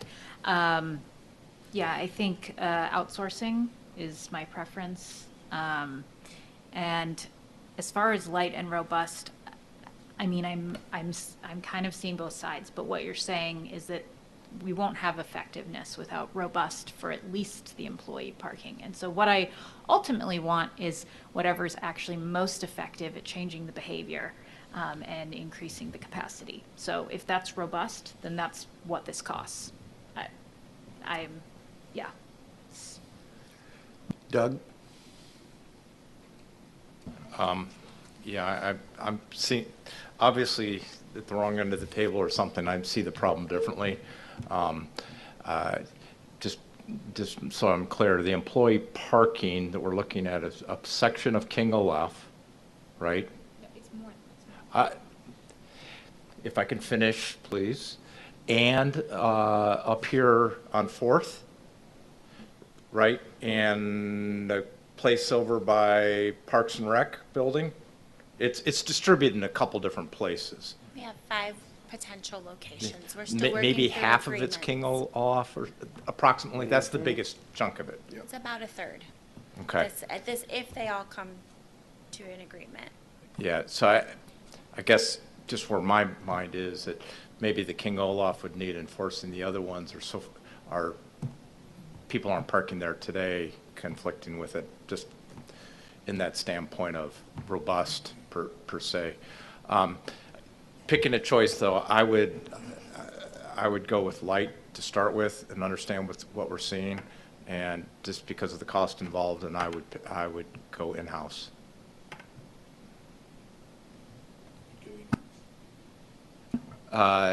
Yes, but not, there's a whole lot of ways you can write a contract. I'd be not willing to sign up on a 3-year contract unless I knew the termination clauses and a bunch of other things that are in there for modification, because we can get stuck and be signing a contract for $700,000 and not being able to modify that. And because I don't know any of those pieces, And yes, I got a lot of contract experience. That's my concern.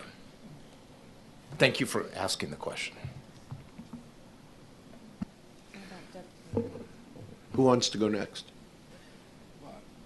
You're a council member. What's your opinion? We stated ours already.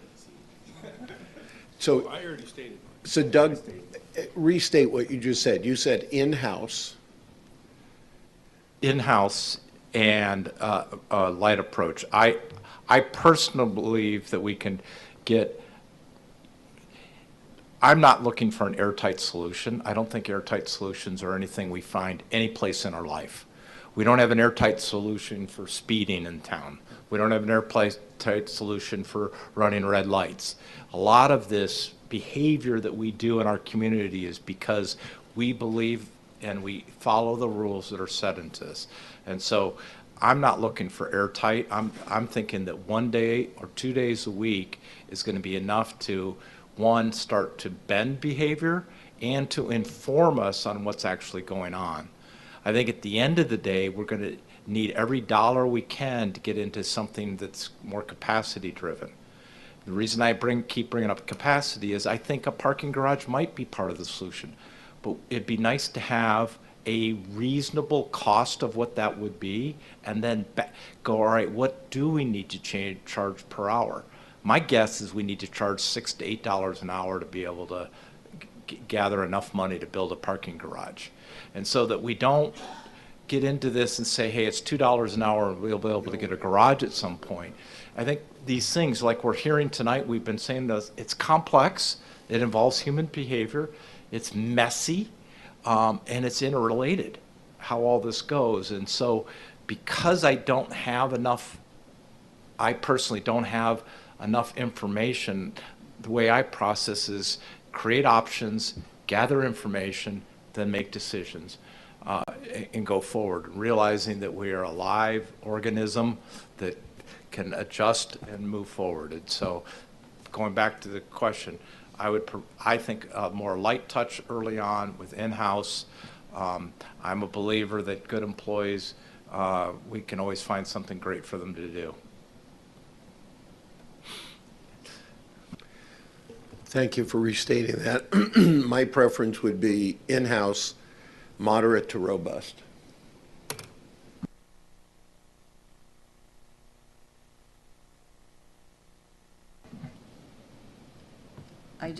Rob, if you can clarify something for me regarding the piece about doing the light, robust, and the staffing parking lot issue. Are you saying with the light model, it is a challenge to address the staff parking? I think that, and this is my opinion, it gets back to the behavior change, right? Or we're asking a cohort of individuals who work in the downtown core to change their habits and to make a switch from what is closer and potentially more convenient to something that's a little bit further away, and takes a commitment to doing that. If on a very regular basis, they're going to one of those designated spots that we've said or set up for them, and they're not finding a place because someone who's not permitted to park there is parking there because it's convenient for wherever they're going, they're going to then ask why am I doing this? And we won't have that shift, which then ultimately provides us with that capacity relief that we're looking for in the downtown core now. So that's why I sort of make that distinction, that if it's not reliable more often than sporadic, then we may not see that shift that we're looking for. Okay, I appreciate that. I would hate for the incentive for behavior to change to be, being reprimanded through, financial impacts, but that's unfortunately what it's going to come down to. So, I'd like to see in-house, I'm so sorry to do this, moderate. So I'm gonna do the middle. You're like, thank you so much for that. Okay. But Yes. Douglas Tabor. No, this is really interesting. I go out of house, assuming that we can have a contract, not an outhouse, but I assume we contracting with an outside agency, assuming that we can have a contract that we can ramp up, ramp down, and terminate, in a year or two, and have that flexibility. If there's not that flexibility, then I'm not. I would rather go with a light enforcement done in-house, and then figure out what we need. I think the financial impact of parking in an employee spot, if it's signed correctly and says $500 fine or the $200 fine, that would motivate me not to park there. Even if it's being enforced even 2 days a week, I wouldn't take that gamble, not knowing what days that were. So saying that, I would go, again, outside agency, as long as we have a contract that's negotiable and flexible to ramp up and ramp down as we see fit, because I think we're going to go through some growing changes with this. And then light enforcement. I'm definitely on the light, like 2 days a week, I think is plenty. I don't think we have a turnover problem. I think we just need to encourage people to most of the employees and, encourage, once we get paid parking, to ramp up there and use that as a model to improve our transportation and grow our transportation. So that's my main concern. So that's where I stand. Thank you, Doug. So it fell to a 4-3, so out, contracting out for the service right now, which provides, thank you for that, provides staff with a direction to go ahead and move forward with interviews of the respondents to the RFP. Do know sort of a caveat that is with any contract, the more flexibility you try to build into it, the shorter the term you try to build in, the more your costs are going to go up. So staff have definitely heard all of the feedback and the comments, and will do their yeoman's best to be able to try to tick all those boxes. But we will be coming back, and it's not over, folks. We will be talking about parking more. Gary count, has a comment. My Thank you, count, Rob. light and robust was a tie. Gary? So, Gary? so it's going to depend on what we can do contracting. Kind of hard, it depends on how you define moderate. Right, that's where I came up with the tie, 3.5 to 3.5. Yeah. So it'll depend, and Doug's answer was also dependent on contract. So it sounds like we need to hear from what the vendors will give us as options before we can finalize that decision. That's what I heard. It might be helpful, Rob and Heather. I know you've already been in conversation with some of our neighbors, Bainbridge Island and Port Orchard, about how they've approached this. I'd be really interested to know why they have kept it in-house, and if they have considered going outside, and in seeing if we can continue to learn from them a little bit. I think that would be really helpful, because I'm assuming there's a reason why they haven't gone outside, and why they've kept it in-house. That might be helpful for us to know. Microphone, Doug. I know Bremerton had a contract, 500,000 or 600,000. They've got a bigger footprint, but I think everybody else I was looking at was in-house too. But it'd be interesting to understand that. Like I said, I looked at Edmonds too. They were in. So anyway, Rick, just based on that community thing that I went to in Bainbridge, where they were talking about a shuttle, and it was the capstone for the council members that were in the civility and politics training. It sounds like their enforcement in Winslow is not very extensive right now, because they talked about it. Would we need to expand and keep people from parking in the shuttle stops and all that? So it sounds like it might, at least from Bainbridge, it might be because it's not a big footprint. They were watching us. Yeah, may I ask, I heard today, this might be a vicious rumor, somebody said that Bainbridge, that in Winslow, they have golf cart shuttling going on? With businesses, There was a kid sponsorship? who started a thing where he was doing that. Okay. That was not the city. Okay, got it. So How are we doing? We Do have, Do you have enough direction from us? Yes. Okay, Yes. all right. we've parked some thoughts clearly with you. That's great. Clearly So- left in the mud, yes. Yeah, okay.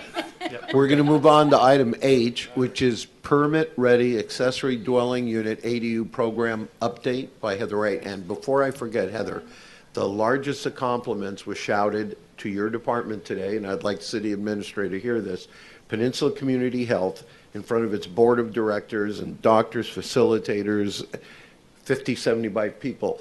The executive director's comment was, in all of their various structures operating throughout the county, Mason County, Northern Pierce, they've never encountered such streamlined permitting as they had in the city of Poulsbo, bar none, 6-week turnaround on that application to facilitate being able to help people sooner than later, contrasted it with Pierce County at 2 years. Oh, my. So on that happy note, I Thank turn it over to you. Heather, who's become a star here with the Kitsap Regional Coordinating Council and the Puget Sound Regional Council We have on an her amazing team. groundbreaking work on preset ADUs. Thank you so much, Councilmember Stern. I Be- appreciate that so much. And before I turn it over, just wanted to say that this is really exciting, fun. So we saved the fun stuff for last. I don't know, we might need to look at ordering of things in the future. But this is a great way to end your night. Wonderful work. Thanks to Heather and team and everyone that was involved. Thank you. I appreciate that. Yeah, and I've heard I have friends that live outside our city. I've heard a lot of complaining about not being able to add ADUs. And every time I hear it, I keep telling them, look to this project. Fantastic. Because it's like, we don't have this big of a problem in Poulsbo, but Poulsbo's bringing the solution to the rest of the county because they live other places and they're not happy. Thank you. I appreciate that. And that's really how, I'll just give you a little bit of the origin story. The state is doing all of this to promote ADUs, and this pre-approved ADU isn't a new concept. It's been around since 2019. Seattle really took the forefront in it. Before I left Bainbridge, I was looking at doing it on Bainbridge. I come to Poulsbo and I'm ready to, the mayor's like, Heather, do this program, right? Go forward. And I really was unsure of it because we have such a small population and the usability is pretty low. And so I thought, well, what if we joined forces? So I brought it up through KRCC. We're already meeting quarterly. And all the directors wanted to do it, but that we were all in the same boat. We were a little unsure of how much it was going to cost. We didn't really understand the process. How do you find an architect? Which architect you choose? And it was just having KRCC and the support of KRCC. They really shepherded through the architect and led that RFP process. All these questions like we're going through with parking, we had similar questions with this whole ADU, like which sizes, and we were able to tease And it all funded your out. effort, funded it. And funded it. So thank you for saying that. So I will share that this effort ended up costing in total, it was slated at $100,000, ended up being a little bit more for some weird tax that I can't articulate, but the original price was $100,000 and $50,000 of that came from KRCC. So they had extra funds, carryover funds that weren't used during COVID that they were able to apply to this effort.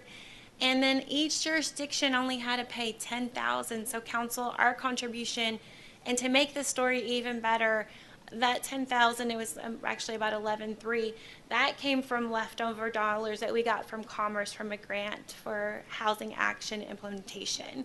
So it didn't cost us anything, and we have 6 pre-approved plan sets. So now I'm going to just move quickly because I know it's late. But why did we do this? This is the estimated cost savings that each person that utilizes these plans in Bainbridge, Poulsbo, Port Orchard, Bremerton, and those areas of Kitsap County where it's allowed, is a 10 to 15% savings in the construction of an ADU. And depending on the cost, that could be pretty darn significant. These are our partnerships. So let me just jump right to like, what do these units look like and how did we get here? This is a preview of the unit types. So we have 4 plan sets. The first 3 that I think are the most important because they're named after the word little cabin, Norwegian term Leela, which is Nicole. I will give her the credit for giving the name to this unit type. This is the smallest unit type of 480 square feet. It can be converted to just a one bedroom, or it could just be a studio space. But look how different these three look, because there's a lot of variation that's built into this model type. The next type that I'll show you is the Sydney. The Sydney is the Port Orchard, named after the Port Orchard model. These two units here. This is the 600 square foot unit type. And then the third is the 800. The 800 is the 2-bedroom. This is named the Sinclair after Bremerton, excuse me. I was like, did I get that correct? And then the Blakely for Bainbridge Island. What you'll notice is there are no garages in these first 4 units. Again, they range inside from 1 bedroom or studio up to 2-bedroom. There will be 2 larger units released in the fall. The reason we were able to get these plans rather quickly is because they were already created for Olympia, Tumwater, and Lacey.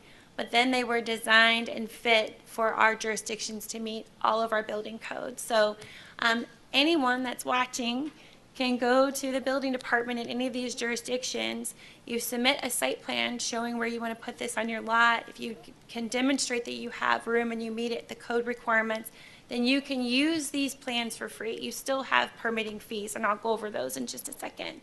But I'm going to give you just a little bit more detail on these unit types, and all of this information is found on anyone's webpage. You just look up pre-approved ADU and put in the city's name, county's name, and you can access these images of each of the plans. This one is best suited for 1 to 2 people. It has a 20 by 24 footprint.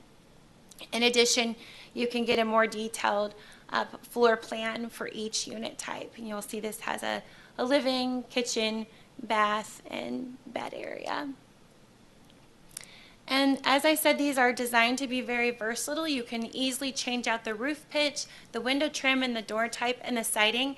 That's already baked in to the plan set. So this is one unit type, the Lil, and there's 12 variations. And they all look really different, right? And so you can imagine this really complementing a primary residence pretty easily.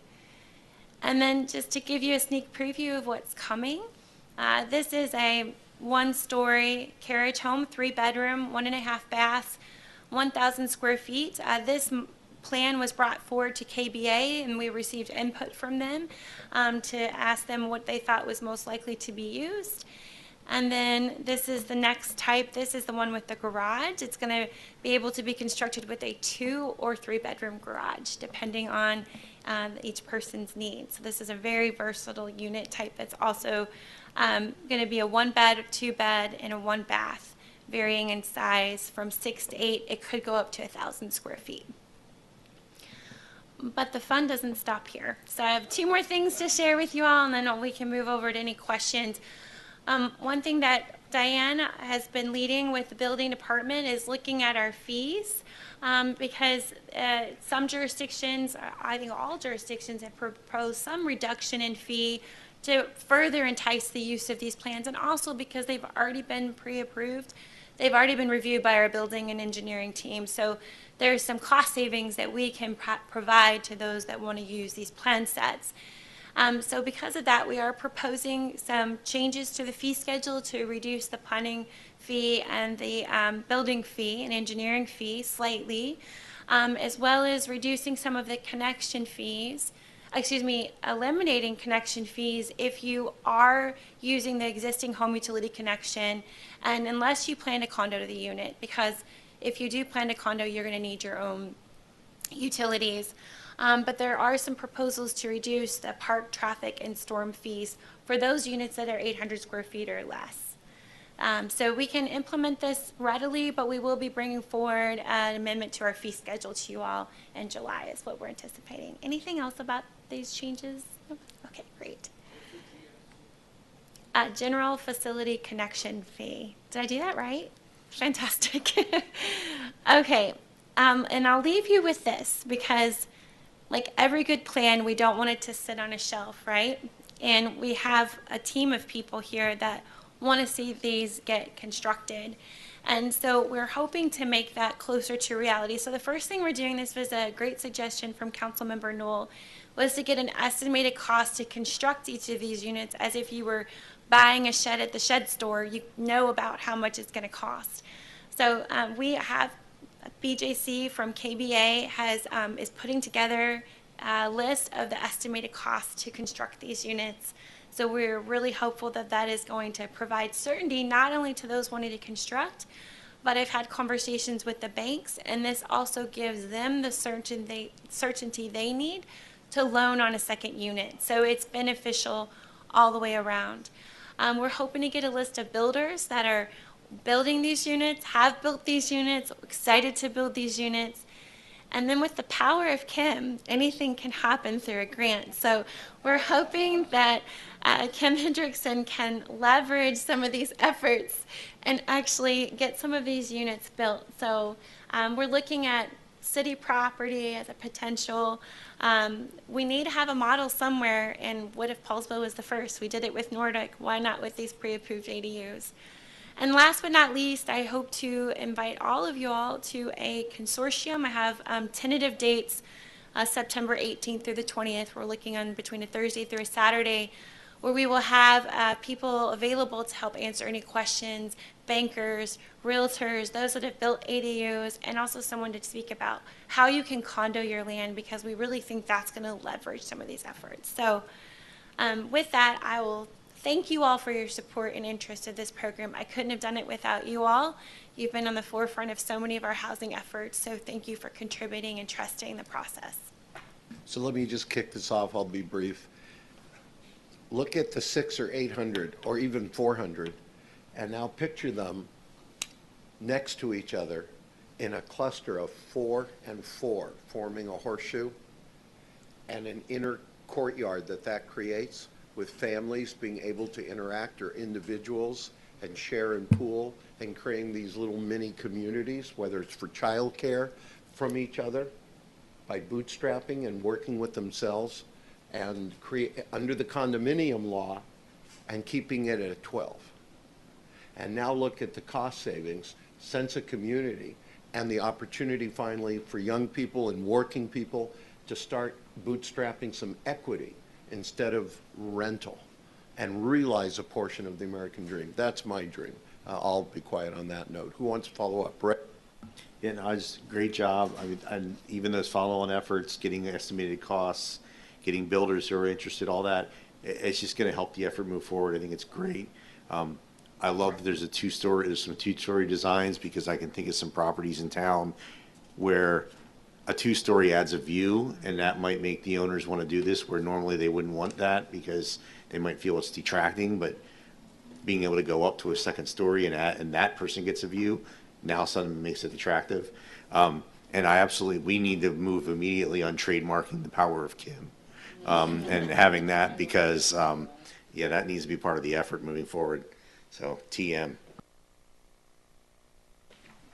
Who else would like to comment?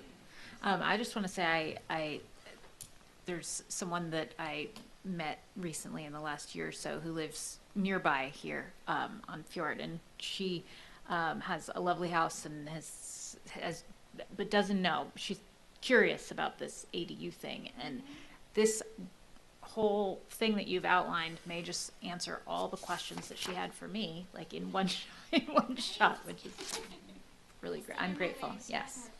Yep. Pam? I appreciate this as a game changer in removing a lot of barriers, and just basically you have a package that you can implement. So a lot of hard work. Tip my hat to you. So, Heather, tremendous work. I know you enjoy the full support of the staff. You've had the support of the KRCC and the PSRC, and you are a leader and a champion. Thank you. Thank you so much, Council. I appreciate it. So we're going to move on now to continued questions and concerns of the council. Everybody's looking rather tired. And I'm not sure Gary had something. He's either walked out because he's more sensible than us, or He's over there. That's good. I will share, and I want to thank Pam. The mayor who is indisposed, I need to say that. She's not on a couch reclining somewhere, as was humorously suggested at the beginning of the meeting. She was scheduled to attend representing Poulsbo at the Juneteenth, which is being celebrated on Saturday the 14th in Bremerton at Evergreen Park. Pam has agreed to represent the city at 10 a.m., and we appreciate that. And I had the conflict because I'm, believe it or not, asked to address Western Washington University on their first commencement address for the first graduating class of the school environment coming off the peninsulas rather than Bellingham. But I appreciate, Pam, you covering the Juneteenth event, and we wish Mayor Becky a quick recovery and can be back here to lead and direct and all the amazing things she does, right? Okay. So, not seeing any continued questions and concerns of the council. Any future agenda items? I know we have mentioned a couple already tonight. Anything else on future agenda items? Yeah, we've already outlined a number of them. Gary, did you have any other questions and concerns? We went around and we're done. So we are ready now for continued public comment, as I suggested or said at the beginning of the meeting. Public comments will now be taken. 3 minutes where the podium is ready, and please state your name for the record. Okay. You know, that presumes there's any civilians left in the room. These are not civilians, these are veterans by virtue of it being 9 o'clock. So on that note, is there any last mayor or council comments? If not, I would entertain a motion to adjourn. By the power of Kim, I move to adjourn. And do I have a second?